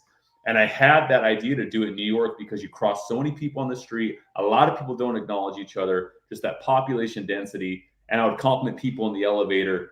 And I was with my girlfriend one time. We were doing a long distance relationship, and I was in the elevator with her, and this woman stepped in, and she was dressed really nice. And I complimented her outfit, and she was so shocked that I complimented her in front of my girlfriend. She actually turned to my girlfriend and said, are you okay with that?" She's like, "What do you mean?" She's like, "Are you okay with him complimenting other women?" And she's like, "Yeah, why wouldn't I be? Like, you look, you look, I you look good. He's being nice."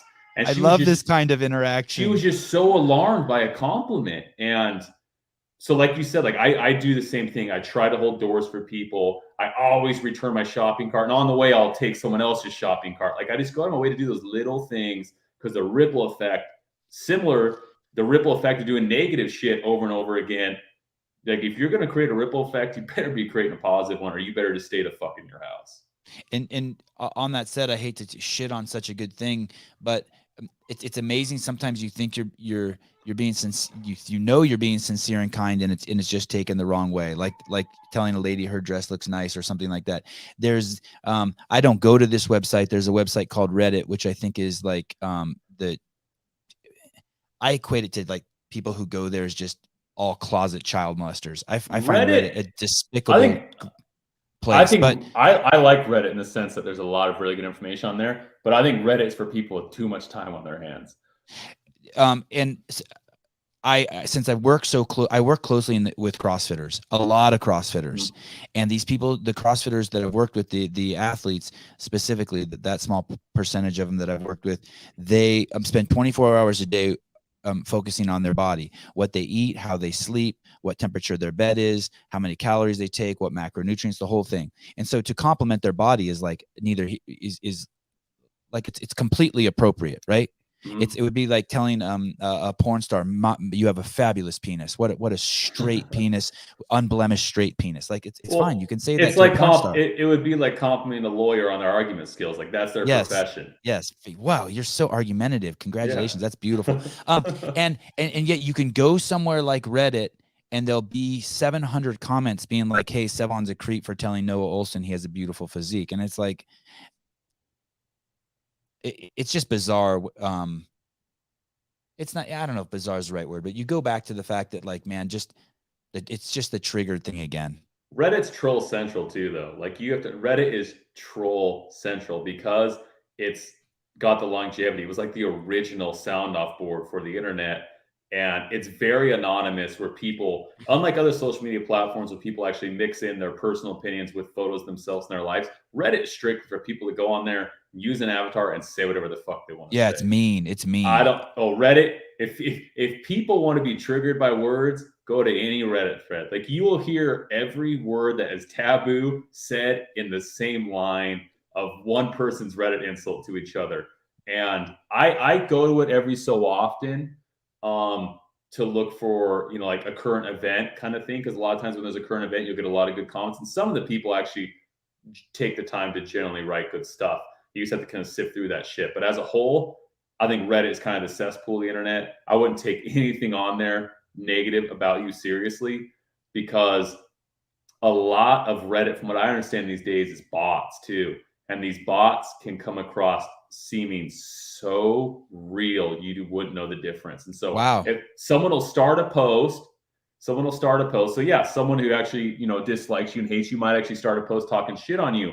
But then bots will start jumping on, and And having bots a just, conversation with each other. yes, and they'll feed it. And so a lot of those comments Oh might not be real God. people. It's Oh just it's God. just bots that are programmed. There's a really good Rogan episode where I can't remember the individual. He talks about this, and there's actually a Reddit thread where it is nothing but bots arguing with each other. Oh, I And would love to see that. I think if you just Google it, you can probably find it. It sounds like real people, and it sounds like the kind of insults you hear where people are calling each other every made up fucking name they can think of, using every trigger word possible, and it's just bots, and it's been going on for months. And so a lot of that stuff on there might not even be real. So I wouldn't think too much into it. Just like most of the internet, I mean, people just like to say stuff to get attention sometimes, and so it's hard to separate the real critical opinions from ones that are just people totally trying to get under your skin. So for someone saying you're a creep because you're confident in the guy's physique, that's fucking absurd. That's Especially since absurd. I do it every day. Even if you don't do it every day, I who know. cares? Like, I grew up an athlete. I grew up being around, like, a lot of my friends and stuff that are like fitness models. And yeah, you can look at a dude and be like, damn, that guy's got nice biceps. And there's nothing wrong with that.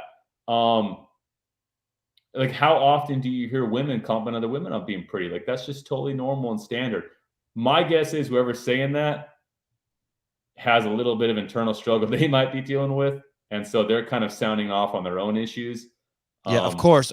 That's all of them. That's Yeah. all of them.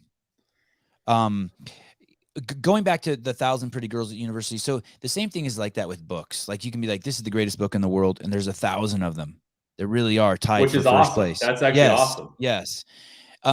For me, there's this book that I read. It's called it's the only Stephen King book I've ever read, and it's called On Writing. I have read that book too. And it changed my life, like mostly through validation. I think there's some books that like open your eyes. This book, I was like, holy shit, this is so good to hear this. That book developed a newfound respect for Stephen King in my mind too. And what I like about that book is how he talks about how hard it was him to write that book. Even he, as a very successful author, in the book, he talks about, who am I to be the guy to write a book about how to write? Like, even he had this self-doubt. And I think he talks about how he wrote the manuscript and put it in his desk for 18 months because he didn't feel like he was the guy to write it. And anyone else would look at Stephen King and be like, are you kidding me? You're like the fucking god. You're like in that top 5 prolific writer category where you've written everything from, Carrie to The Green Mile to Shawshank Redemption. Like, he's written Wow. His breadth of work spans probably more genres than anyone. I think Neil Gaiman's getting there too, to where he can write really good horror. He can write really good heartfelt. He can write really good, like, current, events kind of stuff. But yeah, I agree. That book, very, very, very validating as a writer or any kind of creator, just to know, like, the kind of self-doubt that even someone at that level can go through creating a book like that. And what I really liked about it is how much he nerds out on, like, certain word use, and how he says, like, certain words to never be used. And he's like, the phrase, the fact that. He's like, no one should ever write the fact that. I like writers that have weird little quirks like that. Like, Mark Twain hated the word very. He said any writer that used the word very is being lazy. There's 1,000 other adjectives that are better than very. And I love hearing that kind of stuff. I love learning that kind of stuff about other authors. Simple lessons. In that book, he says something. He's in a band with other authors, and he talks about how they never ask each other where their inspiration comes from, because a true creative doesn't know where their inspiration comes from, or something like that. I'm paraphrasing. And there's something you say in one of your interviews. You say, when you're driving and you have an idea, you'll pull over and write it before you lose it. Mm-hmm. And I thought, oh shit, he's pointing to that place too. He's pointing, like, so my question to you is where do you lose it? Where did it come from, and where do you lose it? I lose it when I distract myself. That's very But do you know easy. where it goes? Do you know where it came No, from, and I do you know don't where know it where it goes? goes. I don't know where it Right. goes. But when I'm That's what heavily Stephen King was saying too. Like he it's so crazy to hear him say, I don't know where it comes from. I don't I've know where it gotten goes. But if you really don't grab it down, you fucking, it just drives away. I think in that same interview, I talk about how there's never been a writer's block I haven't been able to get through by doing cardio. Yes. Anytime I hit a writer's block, anything, whether I'm working on an ad campaign or a book of my own, or even like a tweet, I'm trying to, make the perfect, the structure. If I go running or if I go like hit the elliptical for 20, 30 minutes, I will always get past it. And I don't know why that is. And it's just getting in that repetitive motion of doing something where you kind of zone out has always helped me. And it's something about being a moving, walking has always fixed that for me. And so when I'm driving, it's similar where I'm just on when I'm moving and I'm just focused on the road ahead of me and not other thoughts, random shit just sparks into my head about relations in life. And if I don't quickly jot it down on my notepad on my phone, I've even told myself like, oh, I'll write this when I get to the grocery store. By the time I'm there, I forgot what the fuck it was. And it happens Yes. too often. Do you know what an assault bike is? I have an assault bike actually. Okay. So uh, I bought one during quarantine because I couldn't go to the gym, and I was like, I need something that's going to kick my ass. And so yes. I bought one of those Rogue Echo bikes, and Yeah. holy shit, I thought I was in pretty good shape, and I got on that thing, and I was like, wow, these things are no joke. So when I don't do a 7 a.m., I prefer to do all my podcasts at 7 a.m. But throughout the week, I end up doing two, or I do one in the evening or whatever. Anytime I'm not doing a 7 a.m. podcast, I'll make sure that I get on that bike an hour before the podcast. I get on that bike. I couldn't agree with you more. I love it. Anytime I have any issues, if I can start focusing on my breath and cause myself some sort of oxygen deprivation, Mhm. I can get the volume up in my head really loud. Um, boom, So boom. I And then when I I get have off the a bike, I just have clarity. I think that works for all sorts of creatives. I have a buddy who's a guitar player in a band, and I showed him my Echo bike when he was at my house in Vegas, and he tried it. He's like, "I'm going to buy one of these for tour." He's like, "I'm going to hit it for 2 minutes before every stage." And Yep. so he takes on tour with him, and right before he gets on stage, he does 2 minutes on it, which seems kind of counterproductive. You're like, "Why are you tiring yourself out before you go on stage?" But he says like just doing something like that right before he has to perform Yep. is it's like the trick to keeping him on what he does. Um, are you working out regularly? I started to about 3 or 4 months ago pretty regularly. I was pretty hit and miss for a while. I kind of had like that dad bod kind of idea where like I worked out enough to you could tell I worked out. But 3 or 4 months ago, I got real serious about it. I did that 75 hard program by Andy Uh-huh. Frisella. Yep. I actually developed a good little friendship with Andy during this quarantine too. We started talking a lot on Instagram. I failed the program 3 times before I was able to finally finish it. Wow. Okay. It took me a year to finish it for the first time. I tried it I think last summer. I failed on like day 20 because I wanted to drink. I failed on day 27 because I wanted to drink again, and then I failed the last time because I got Delta and I was like sick as shit and I couldn't do anything for a while. But I finally did it, and that to me is the reason why I was able to finish my new book as quickly as I was. I don't think I would have been able to do the writing I did in that time frame, along with being a father and moving across country, if I didn't have that structure. And I've always been someone who has been kind of against routines. I've always felt routines were kind of boring. I used to pride myself on being very spontaneous, but I can tell you after the last 4 months and what I've been able to accomplish, I will never not have a routine again in my life as far as being very strict and regimented with my fitness. If I get in really good shape, awesome. But more so for me, I feel so much more productive if I force myself to work out every day. Yeah. 100%. What is depression? What is that? Like for like I'm not, I don't know if I know what that is. And so when people say the word, I have trouble getting my head wrapped around it. Depression to me, and this again, I think is one of those words that can be defined very different ways. I think depression to me is just prolonged rumination on everything bad in your life. And it's feeding the wrong wolf. I think if you're feeding that negative wolf for too long, it's always going to win that fight with the positivity in your life. And I've been through periods where I fed that wolf and I sat there and I would just dwell on everything in my life I didn't like, everything in my life I wasn't happy with. And I did it when I first moved to LA. Can you give me an And example? I don't like how big my nose is, or I don't like the fact that I have hemorrhoids, or or I'm no, it's stupid. like, Like, what is it? it's like what happened. So when I left New York and moved to LA, I had planned to have these career opportunities come my way that didn't come my way. I thought they were going to work out. And so I just sat there and ruminated on the fact that I felt like my career was falling off. I ruminated on the fact that I felt like I'd hit my echelon and I'd walked away from it all. And so I was just sitting there and thinking of how much I'd lost it, or how much I just wasn't relevant anymore with my work. And it just slowly ate away at me to where I just wasn't working at all. And it's that just that cyclical beast where you keep feeding it. And I was mad that I wasn't getting work, which was causing me not to work, which is causing me just to feel worse and worse about myself. And I got to the point where I got fairly, suicidal for a while there, where I felt And like what I had it all and lost it.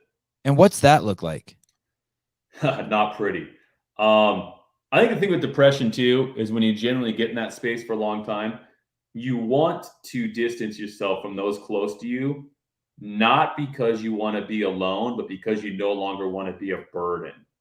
And Oh, I think that's what drives most people to ultimately kill themselves is you feel like you're a burden to the people around you that you actually care about. And that's how I started feeling with my family, my friends, my relationship. I felt like a burden to everyone because I knew that I was in a negative headspace. I knew I wasn't enjoyable to be around because hell, I didn't even enjoy being in my own head during that time period. And so I started thinking about, well, maybe the best thing for me is just to end it so I don't have to think about it anymore. So people don't have to be around this energy anymore. And that was probably the lowest point I think I've ever had in my life was July of 2019 is when I was just like, I hit this echelon of I can't feel any worse than I feel now. And it was depression. It was very much depression, but a lot of it was self-caused.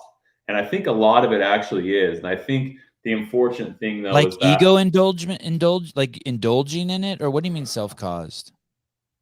I think it's a pattern of behavior or a pattern of thought that we allow ourselves to fall into too often. And then if you don't correct it, it's like you're going to keep feeding it. And it just becomes so second nature to you without that self awareness of what you're doing. It just keeps getting worse and worse and worse. Like, I'll drink a glass of wine every night at 5 p.m. Next thing you know, you're drinking 2 glasses. Next thing you know, you're drinking a bottle. Very similar to that. I think But you there are get drunk. thoughts you allow to creep in that you keep indulging more and more. Yeah, the thing is, like a lot of us, I think there's a lot of psychologists now talking about this, where we have like these trauma bonds, where our bodies become addicted to the feeling of stress, or they become addicted to the feeling of self pity because it's familiar. It's that whole devil you know kind of thing. And if that's where you've allowed your mind to dwell for so long, you go to it immediately because it's safe, because you know it. And that's why it's so important when you start having those moments where you realize, wow, I've been feeling like this for several days in a row. You got to break that cycle. You got to cut that synapse, and you got to do it by doing the exact opposite of whatever it is you're doing. And that's why, like, I went sober for about 3.5 months. I started working out again during that time period. I read a lot of books. I deleted my social media off all my phones for at least 30 days. And I just distanced myself from everyone so I could just sit with myself. I did the exact opposite of everything that was feeding that wolf of negativity in my life in order to start feeding the other wolf, so I had a chance of kind of defeating it. And that's why I think routine is so imperative. And I can preach it from someone who has lived the other lifestyle where I was traveling a lot and partying. Um, Routine has helped me in my work being more productive, but mentally, routine has saved me from going back to that dark place so many times. Like, just even exercising every day at 4 o'clock Yeah. or something like that, even Yeah. just something Yeah. small as that. Yeah. Just something that's productive, that's something that keeps me from sitting with myself for too long and wallowing on whatever it is that might be bothering me. Like just having the self-discipline. You feel good about yourself and just have those little small wins over time stack up, and you start to get your confidence back, and you start to just feel better about things in your life. Like, you can attain certain things because you know that it's just a series of small steps to get you there. And it's like, I was that way through much of my career. to where everything felt attainable at my fingertips. I just had that really low point in 2019 where I kind of fell off, and I fed it way too much instead of fighting it. And that's why I say a lot of it's self-caused. And I think we hear a lot from pharmaceutical companies that it's a chemical imbalance, which I don't know enough about it to say whether it is or not. But I can tell you right now, chemical imbalance or not, if you take control of your life with a routine and small victories every day, even if it's a to-do list of pick up the dog shit, wash the car, like small things, and you stick with that every day and you master the monotony of doing those small tasks, you can defeat a lot of depression that way. I really appreciate everything you're saying.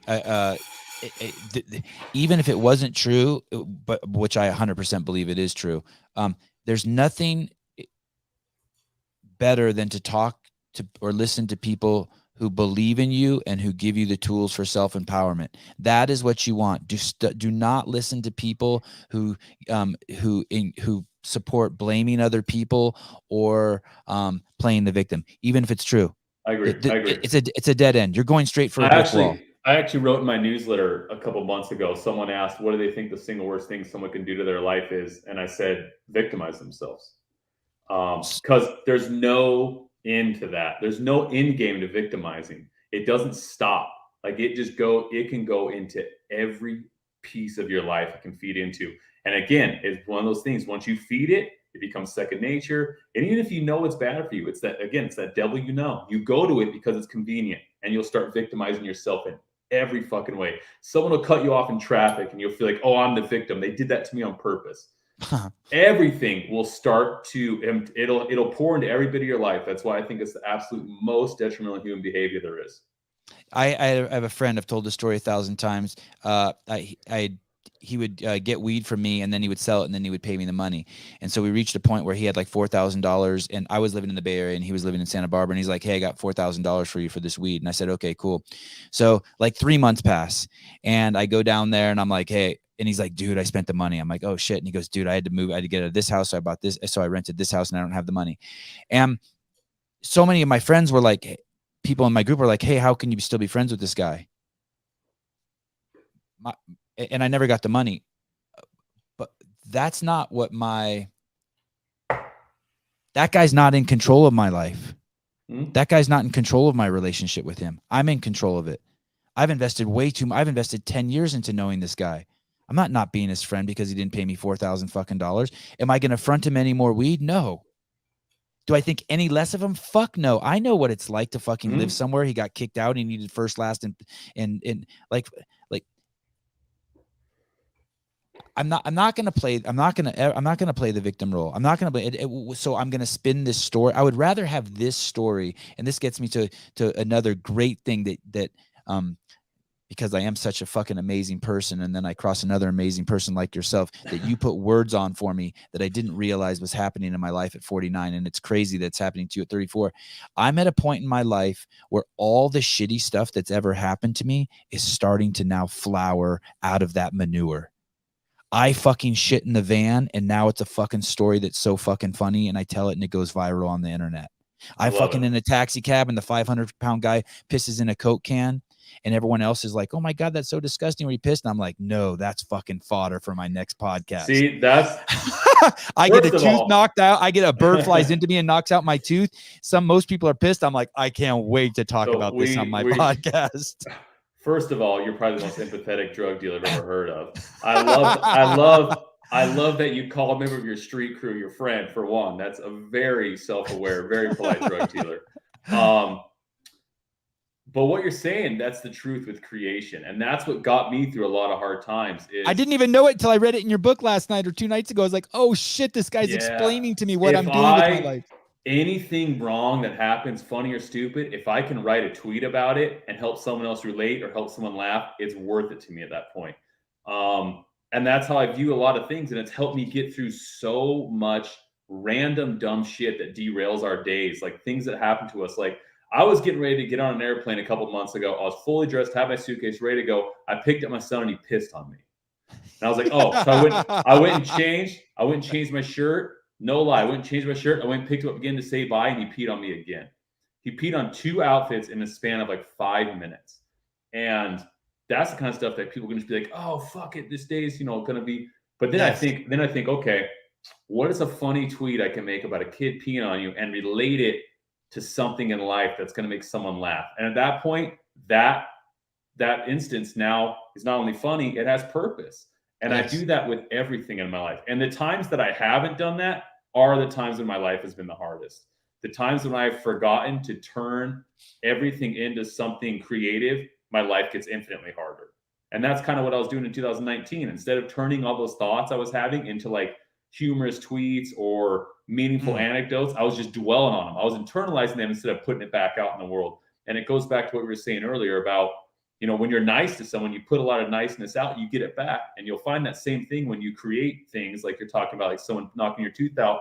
If you put that out into the world as a story, you get a lot of support back and everything just comes back. And it's just this whole cyclical energy exchange.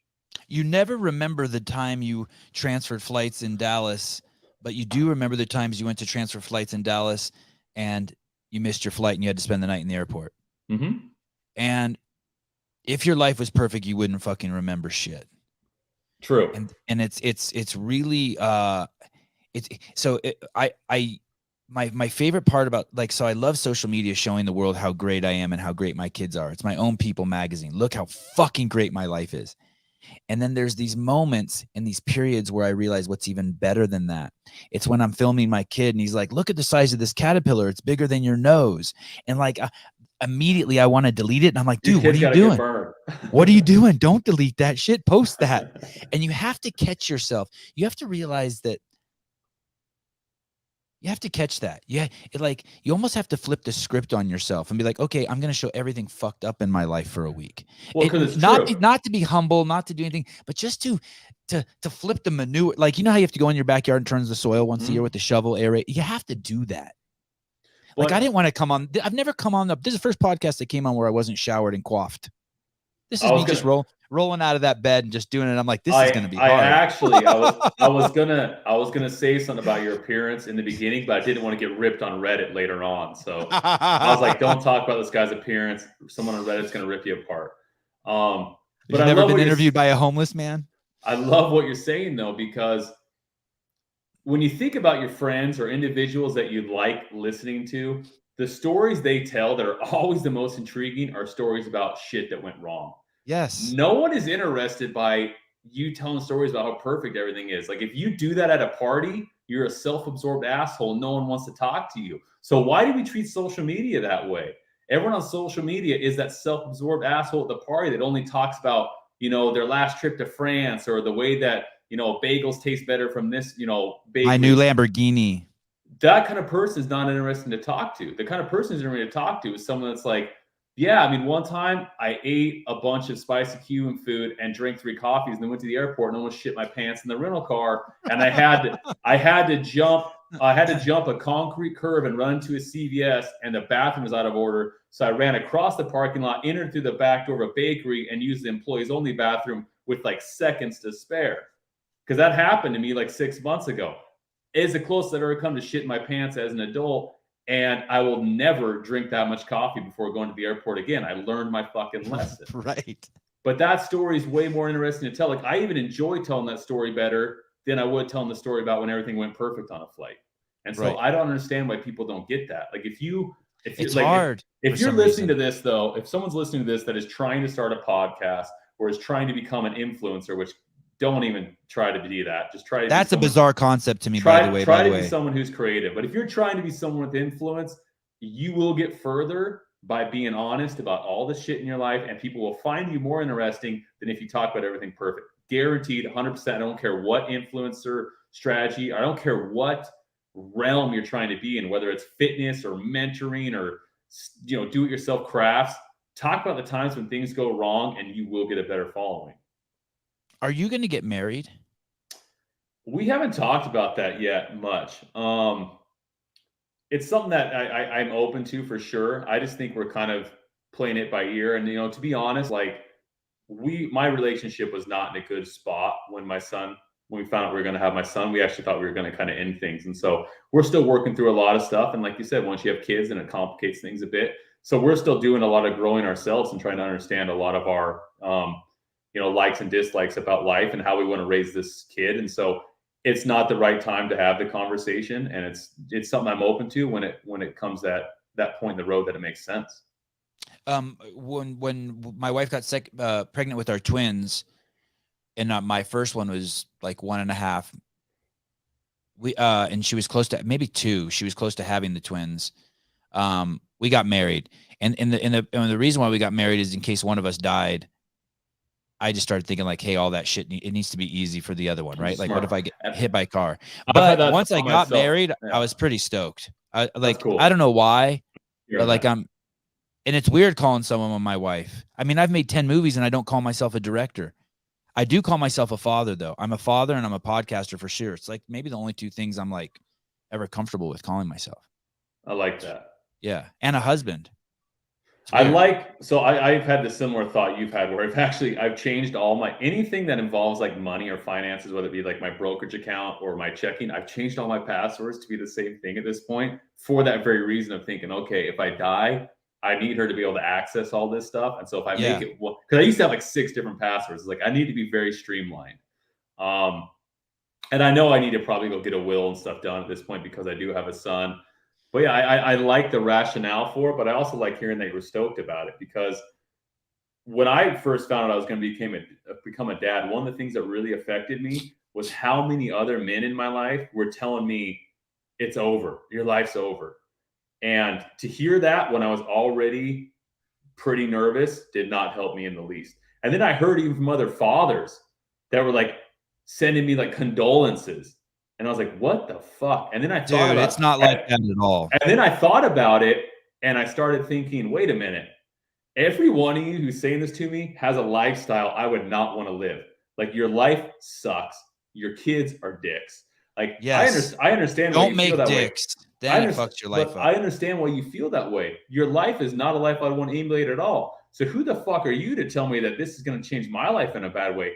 And like, in that moment, I'm telling you, like, it just completely switched in my head. And I was like, this is going to be fucking awesome. I'm going to make it the way I want. I'm going to create my own mold of melting all my lives together with fatherhood, and it's going to be sweet.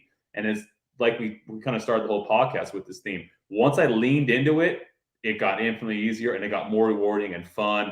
And now if I have to travel for work, if I go to Vegas for a couple of days, I'm in Vegas with my buddies at a casino, but the whole time, like, damn, I miss my son. This would be a lot cooler if my son was here. Or like, when I go see something cool and I'm not with my girlfriend or my son, I wish they were there to see it because I don't have anyone to share it with. And it's like, this is awesome, but it'd be a lot cooler to watch my son interact with this parrot right now than it is to me just to watch this parrot. And so once that switches, like, I'm telling you, like, fatherhood, it's awesome. It really is awesome. It's challenging. It's not easy, but I dig it because I leaned into it and I flipped that switch and got away from all that negative feedback I was getting. And it's kind of like what you were talking about earlier. Like, don't listen to people who don't self-empower you. Any one of those people that were telling you like condolences, they're telling you your life's over, those are people that are trying to victimize you. They're trying to victimize you. And if you feed it, now you're victimizing yourself. What you said is, I couldn't agree more. I realized this pretty early on. Well, I actually had a friend of mine who's divorced, and I'm friends with the wife and the husband, and they have 4 kids together. And the wife said the hardest thing about the divorce is that we're not together to enjoy these kids together. And at the time I didn't have kids, but I used to realize, like, my wife and I had this dog, and like, if it just ate crackers, we would be like, hold each other, my wife and I, and be like, oh my God, he's so cute. And anyone who else would see us would be like, you dipshits. It's like that with your kids. 100%. Having my wife there to, oh, look, he's sleeping. Oh, look, he's standing. Oh, look, he scratched his head. And that must be really hard for people who don't have a mate. Like, I'll do the same thing with my son. Like, he'll be sleeping in the same position he sleeps in 100 times, but for some reason he looks very cute in that moment. I'll grab my girlfriend and be like, you got to come look at this. And she'll be busy doing something. I'll be like, no, look at this. And she knows what she's going to see. But it's like, look at it. Like, you got to look at it right now. Like, hurry before he turns his head. And it's the same thing we've seen 1,000 times and have 1,000 photos of, but it's just so much more fun to be able to share that with someone. I'll share this with you, even though you didn't ask. I apologize. I view raising a child is you want to steal from your child as little as possible. And what do I mean by that? When your child falls down and you pick your child up, you've now stolen a burpee from your child.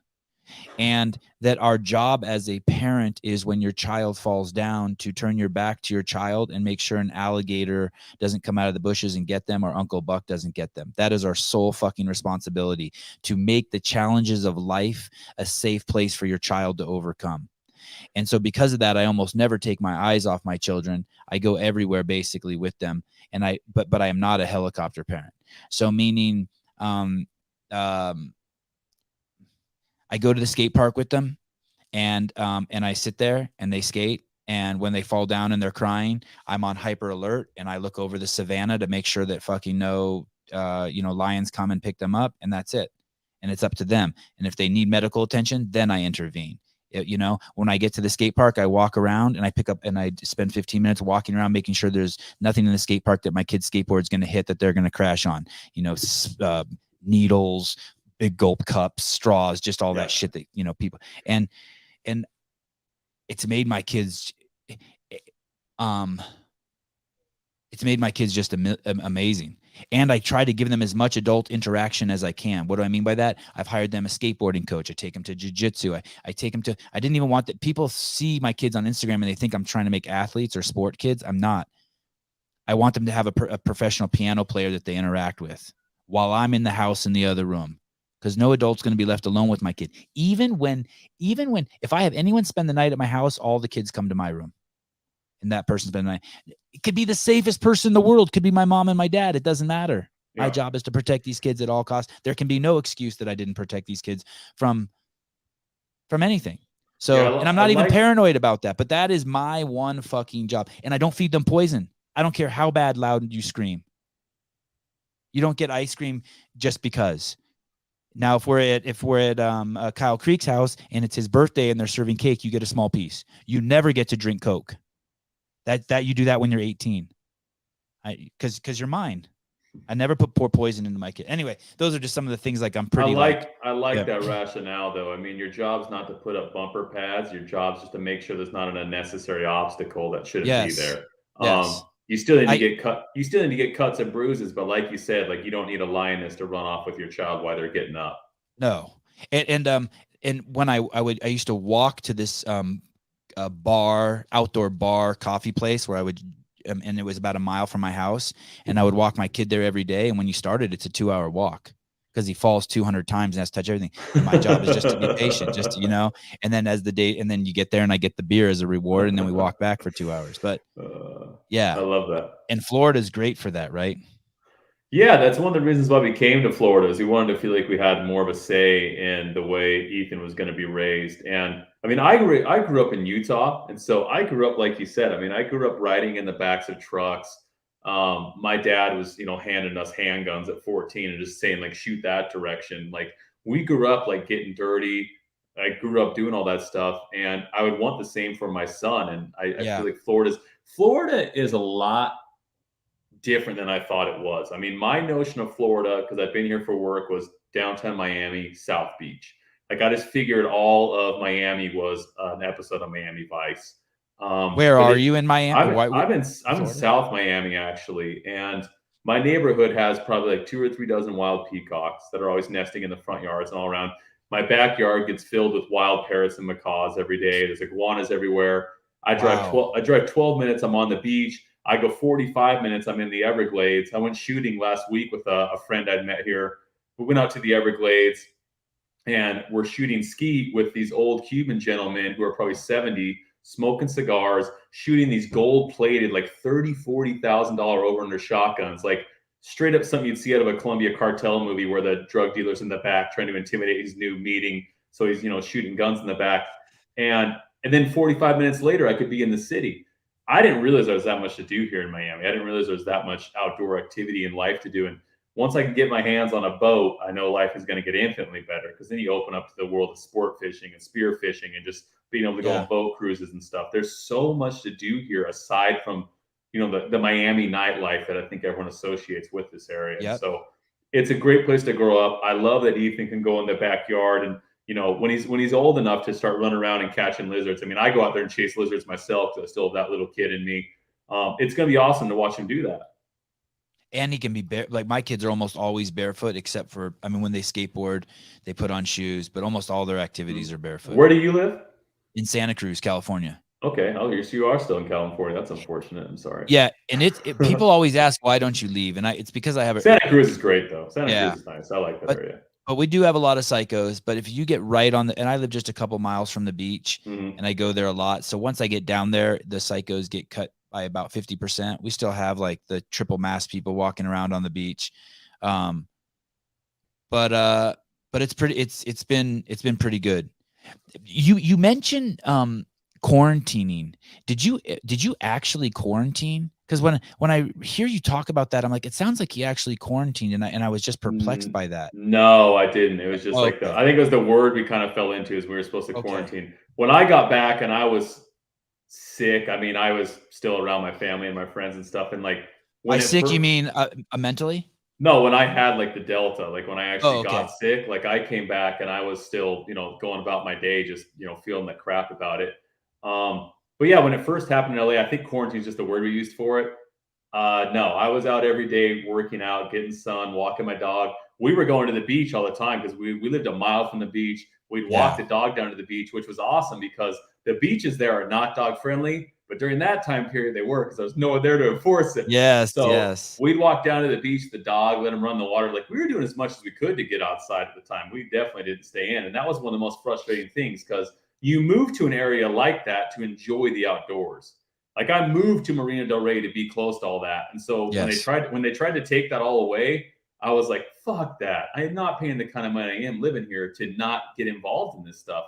But it was like the chopper that one day when the LAPD chopper came down, and that was when it kind of started getting like, this is too much. There's no way we're staying here. It's just who knows where it's going to go. There's this thing I want to throw out there too to you called Kumon. You don't have to worry about it till your kid's 2 or 3. Or maybe 3 or 4, but Kumon's basically, you should look into it. Kumon. It was developed by a Japanese. Are you familiar with it? I've heard the name.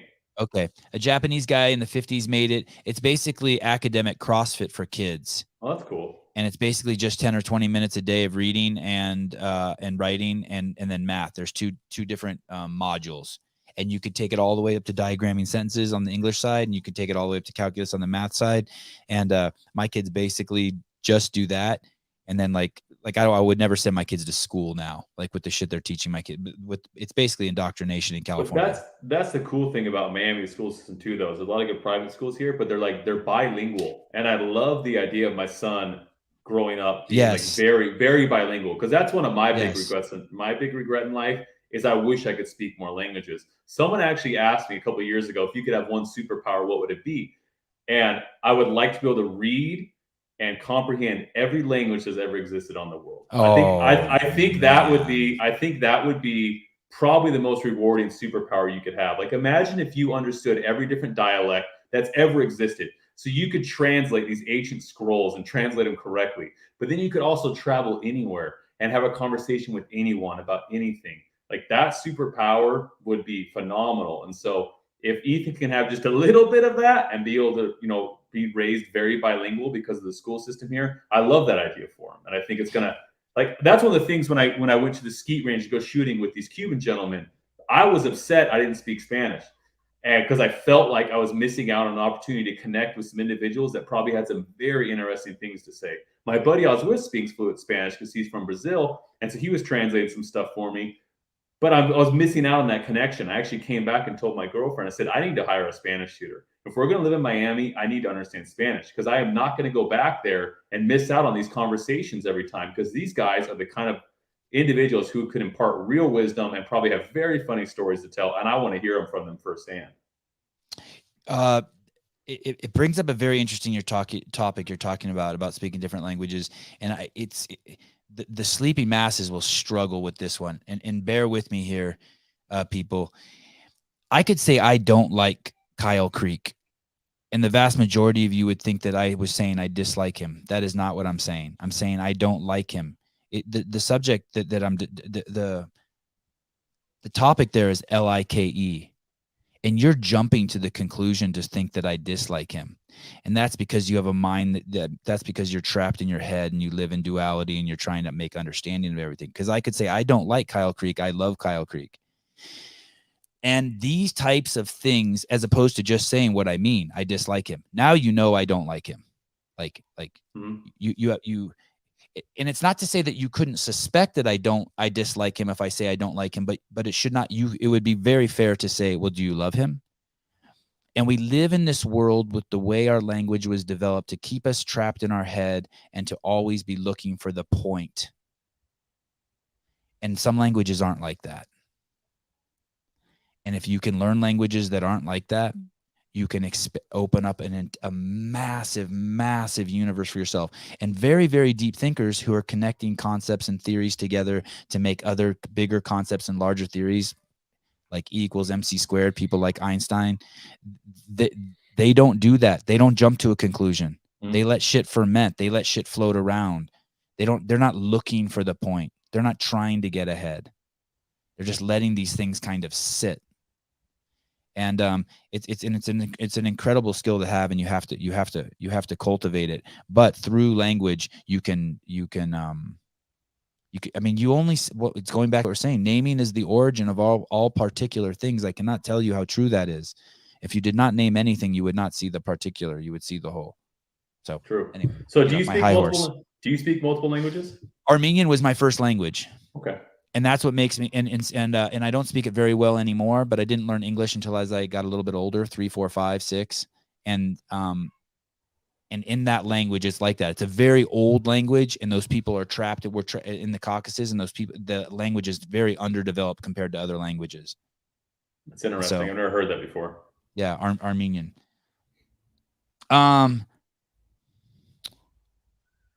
We're at 2 hours, man. I love it when I have like 5 pages of notes and I didn't even touch them, because then I think, oh, like if I ever have them on again, I can be lazy. I don't have to do shit. I'm fine with that. You're a podcaster. You're lazy, right? Yes, I'm fucking lazy. I'm gonna go it's 9 a.m. here in California. I'm on vacation. I'm gonna get to spend the rest of my day until tomorrow. Tomorrow I have a Dalton Rasta on. He's a UFC fighter. He's 5-0, young, Awesome. beautiful kid, insane body, and he's fighting another guy this weekend who's 5-0. And That's awesome. and fighting is something that really interests me, and I can't believe all these fighters are letting me into their lives. All these professional fighters, so it's pretty cool. That's the one thing I would like about a podcast is if you develop a good one, you get to interact with a lot of people that you otherwise would never connect with. And that's probably the only thing that has me like slightly intrigued about starting one. But I just know my heart wouldn't be in it in order to make it a good enough podcast that I would want to attract those individuals to it. But that's one thing I do envy about someone who has a strong podcast base is the conversations you can have and people you can connect with. There's no other way in life that would happen other than your podcast a lot of the time. And I'm probably the worst writer you could ever imagine, and I'm probably the worst fighter that you could ever imagine. Like, I am just like the only person in the world who thinks I'm a fucking badass is my kids. That's hard to imagine that you could be a worse fighter because I've read your emails and I couldn't imagine you fight worse than you write. I am a horrible writer and I am a horrible fighter. And so it's pretty fun having someone who's a professional writer on the show, and it's fun having professional fighters on the show because I can pretend That's I awesome. can rub shoulders with them. Kyle Creek, I thank you for your time. It was a pleasure. Absolutely, I appreciate it. And I'll stay in touch, and I look forward. One final thing. Oh, so this was my introductory to you, by the way. By the way, it was one of my listeners basically said, "Hey, can you get Kyle Creek on?" And I said, "Sure." And then I started digging around, and I found your books. What is your most recent one? Yeah, speech therapy came out end of November, so like 2 months ago. And are you working on anything now? I actually started another book already a couple weeks ago. So I'm big on writing what is pertinent in my life at the time. So I'm actually writing a parenting book next. Oh, From my angle of being a father, and all of my books, like my history books, are about learning from the lives of others that lived before us. Speech therapy is more or less about learning from my life.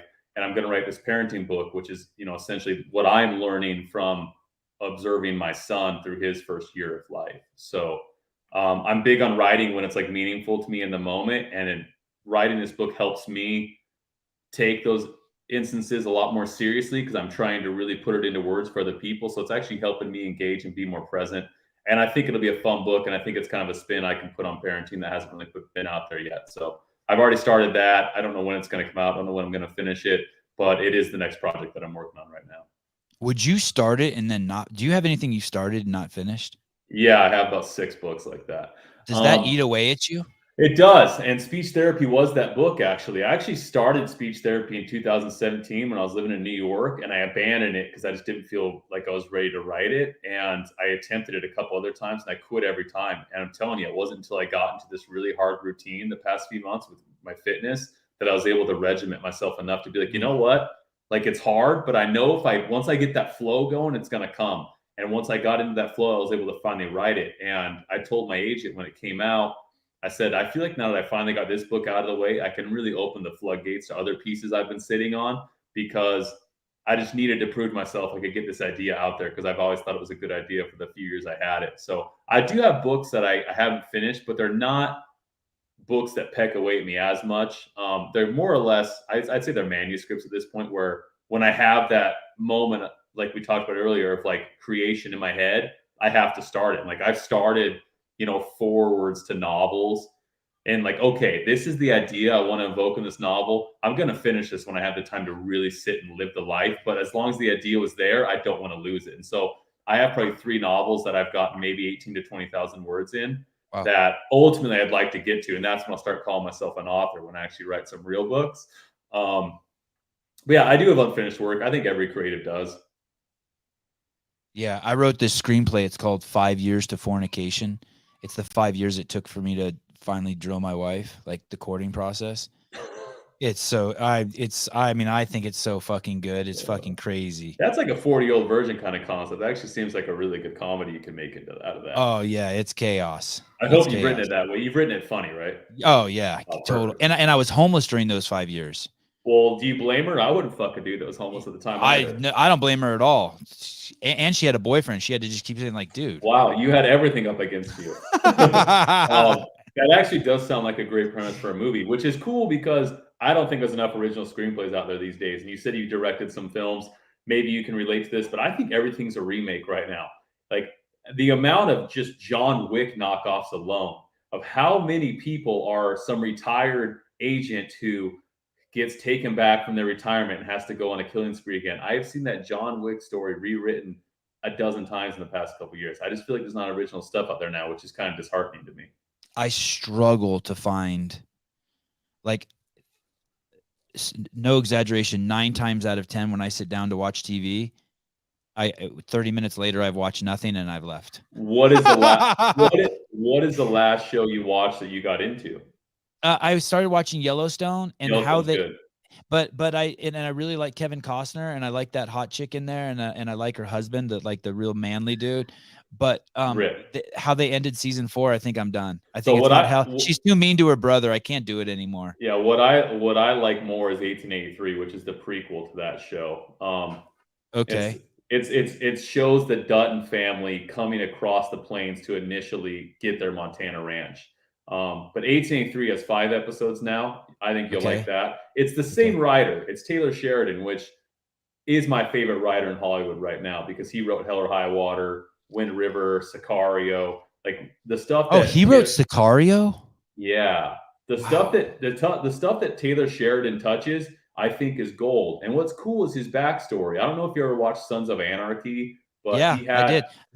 That's what I think Yellowstone is. It's Sons of Anarchy. It is. It's Sons of Anarchy on horseback. Yeah. So Taylor Sheridan comes from Sons of Anarchy. So Officer Hales, like the buff cop in Sons of Anarchy, that's Taylor Sheridan.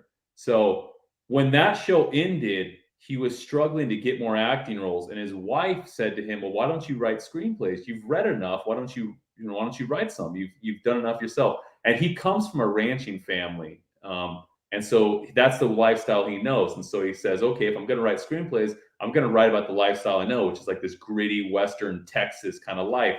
And so he wrote like Sicario, Wind River, Hell or High Water, Yellowstone, 1883. He's a writer on Mayor of Kingstown. And everything he writes has that same kind of gritty style. But it's gotten to the point now where he's directing a lot too now. And so I can tell a big difference between things he's directed and written, because his dialogue, I think, is so on point. Oh, his I think dialogue's crazy. It's like so good. his dialogue in Wind River, like the actual life lessons and the discussion of grief. I don't know if you've seen that movie.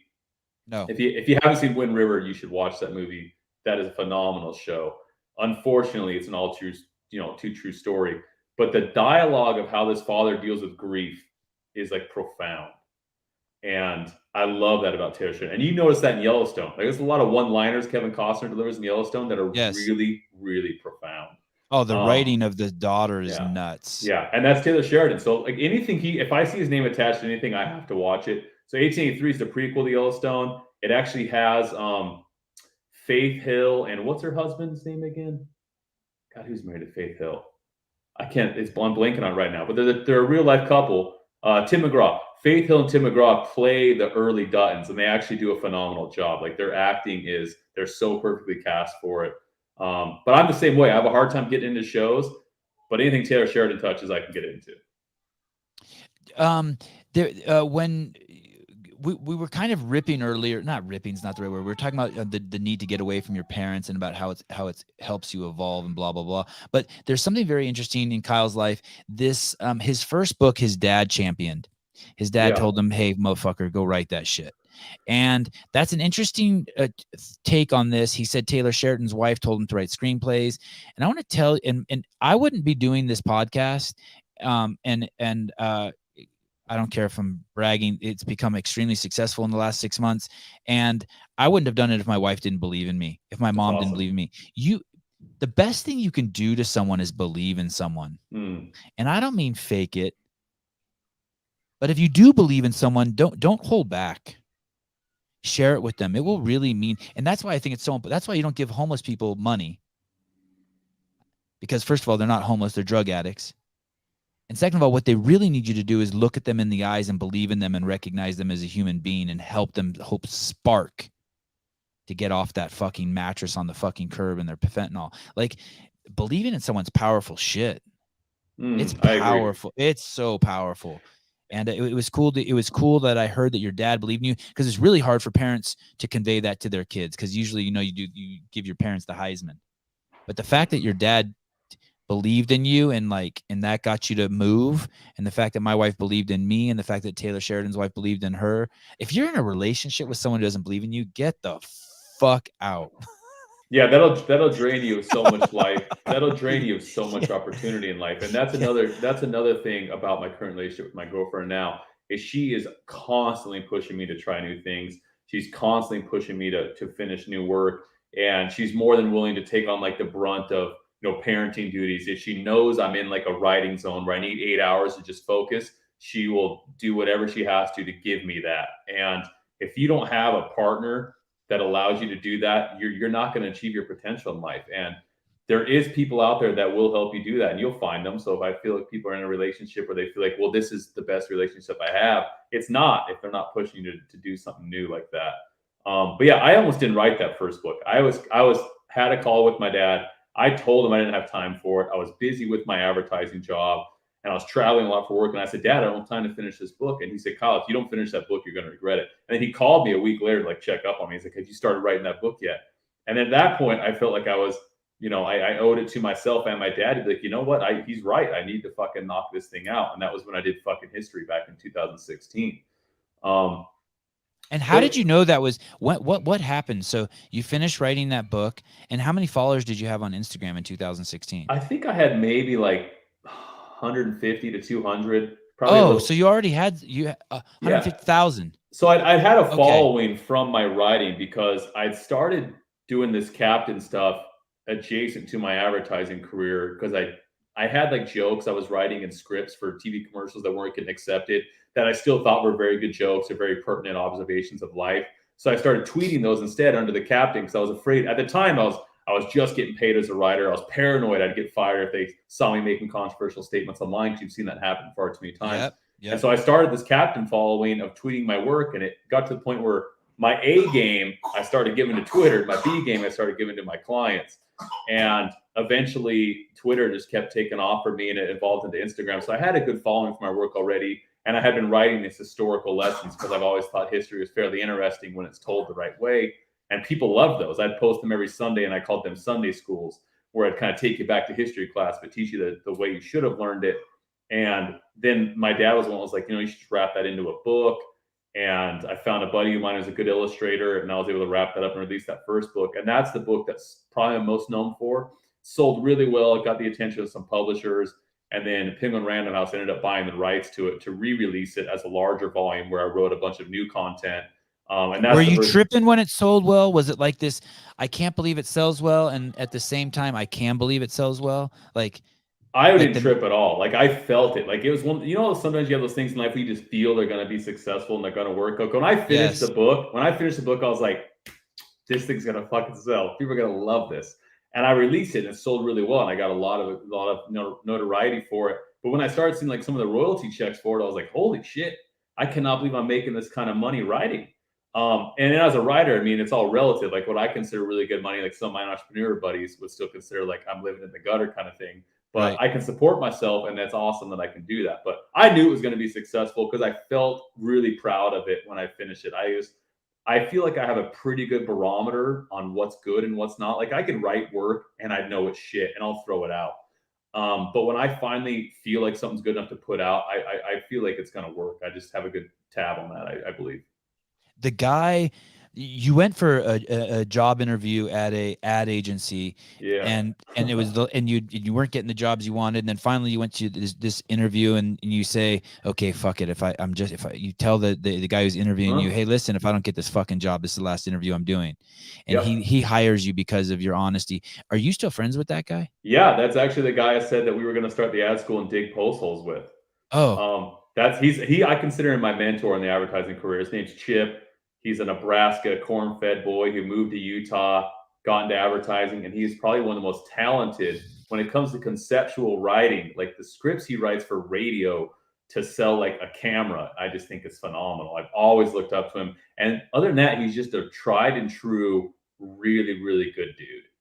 What a trip that you stayed friends with him. I figured you did when I heard that story. We still talk every day, probably. We're always chatting on Instagram, like sending each other like videos of people getting hurt, nature. Like, we like the nature videos of like, the nature's metal kind of stuff. We send those to each other often. But yeah, I interviewed with him. I'd interviewed with every other advertising agency in Salt Lake City. I'd been told, like, to my face, that we like your work, your portfolio is good, but we can't hire you because you won't present well to clients because you have your fingers tattooed.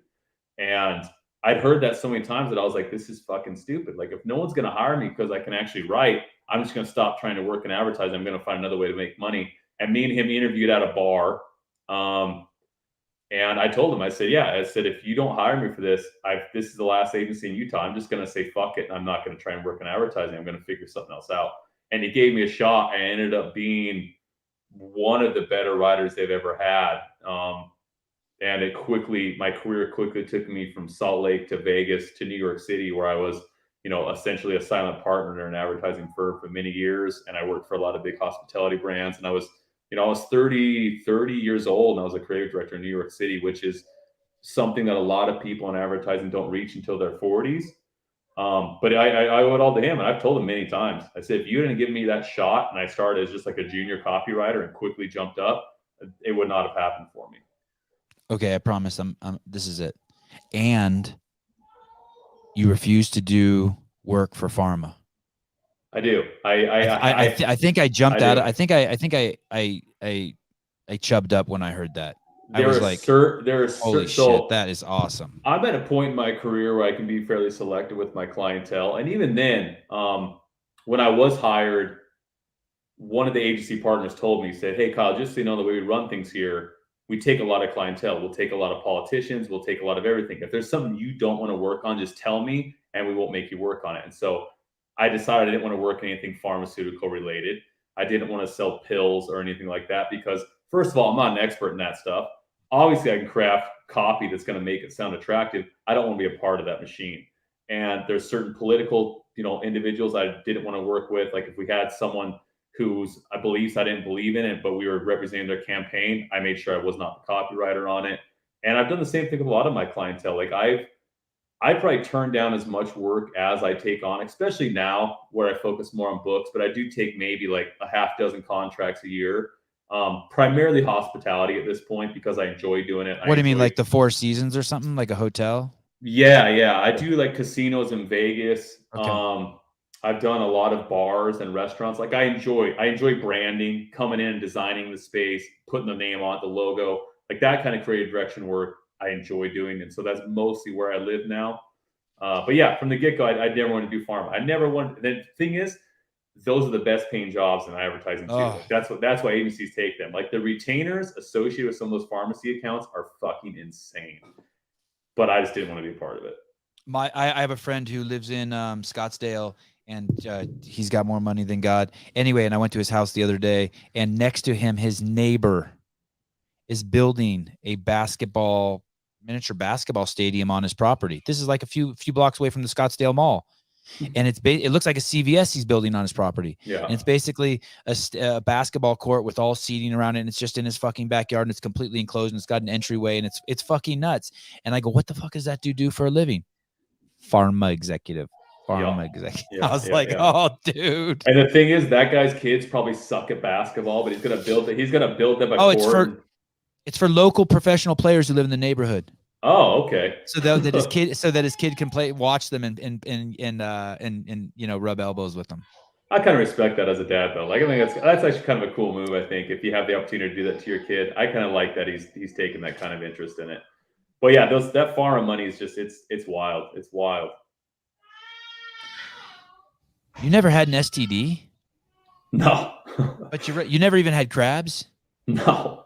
Oh, I got a great crab. I had crabs. I like that. That's what you took from my book. I had a scare where I definitely thought I did for a while, and it put me in a bad headspace. And you're gonna, if people want to read about that, they can read the section in the book about thinking you have an STD. Ladies and gentlemen, Kyle Creek. First time we've met. Great time. It's been a pleasure. I appreciate it, and I'm definitely down to do a follow-up. Enjoy your time in Tahoe with your family.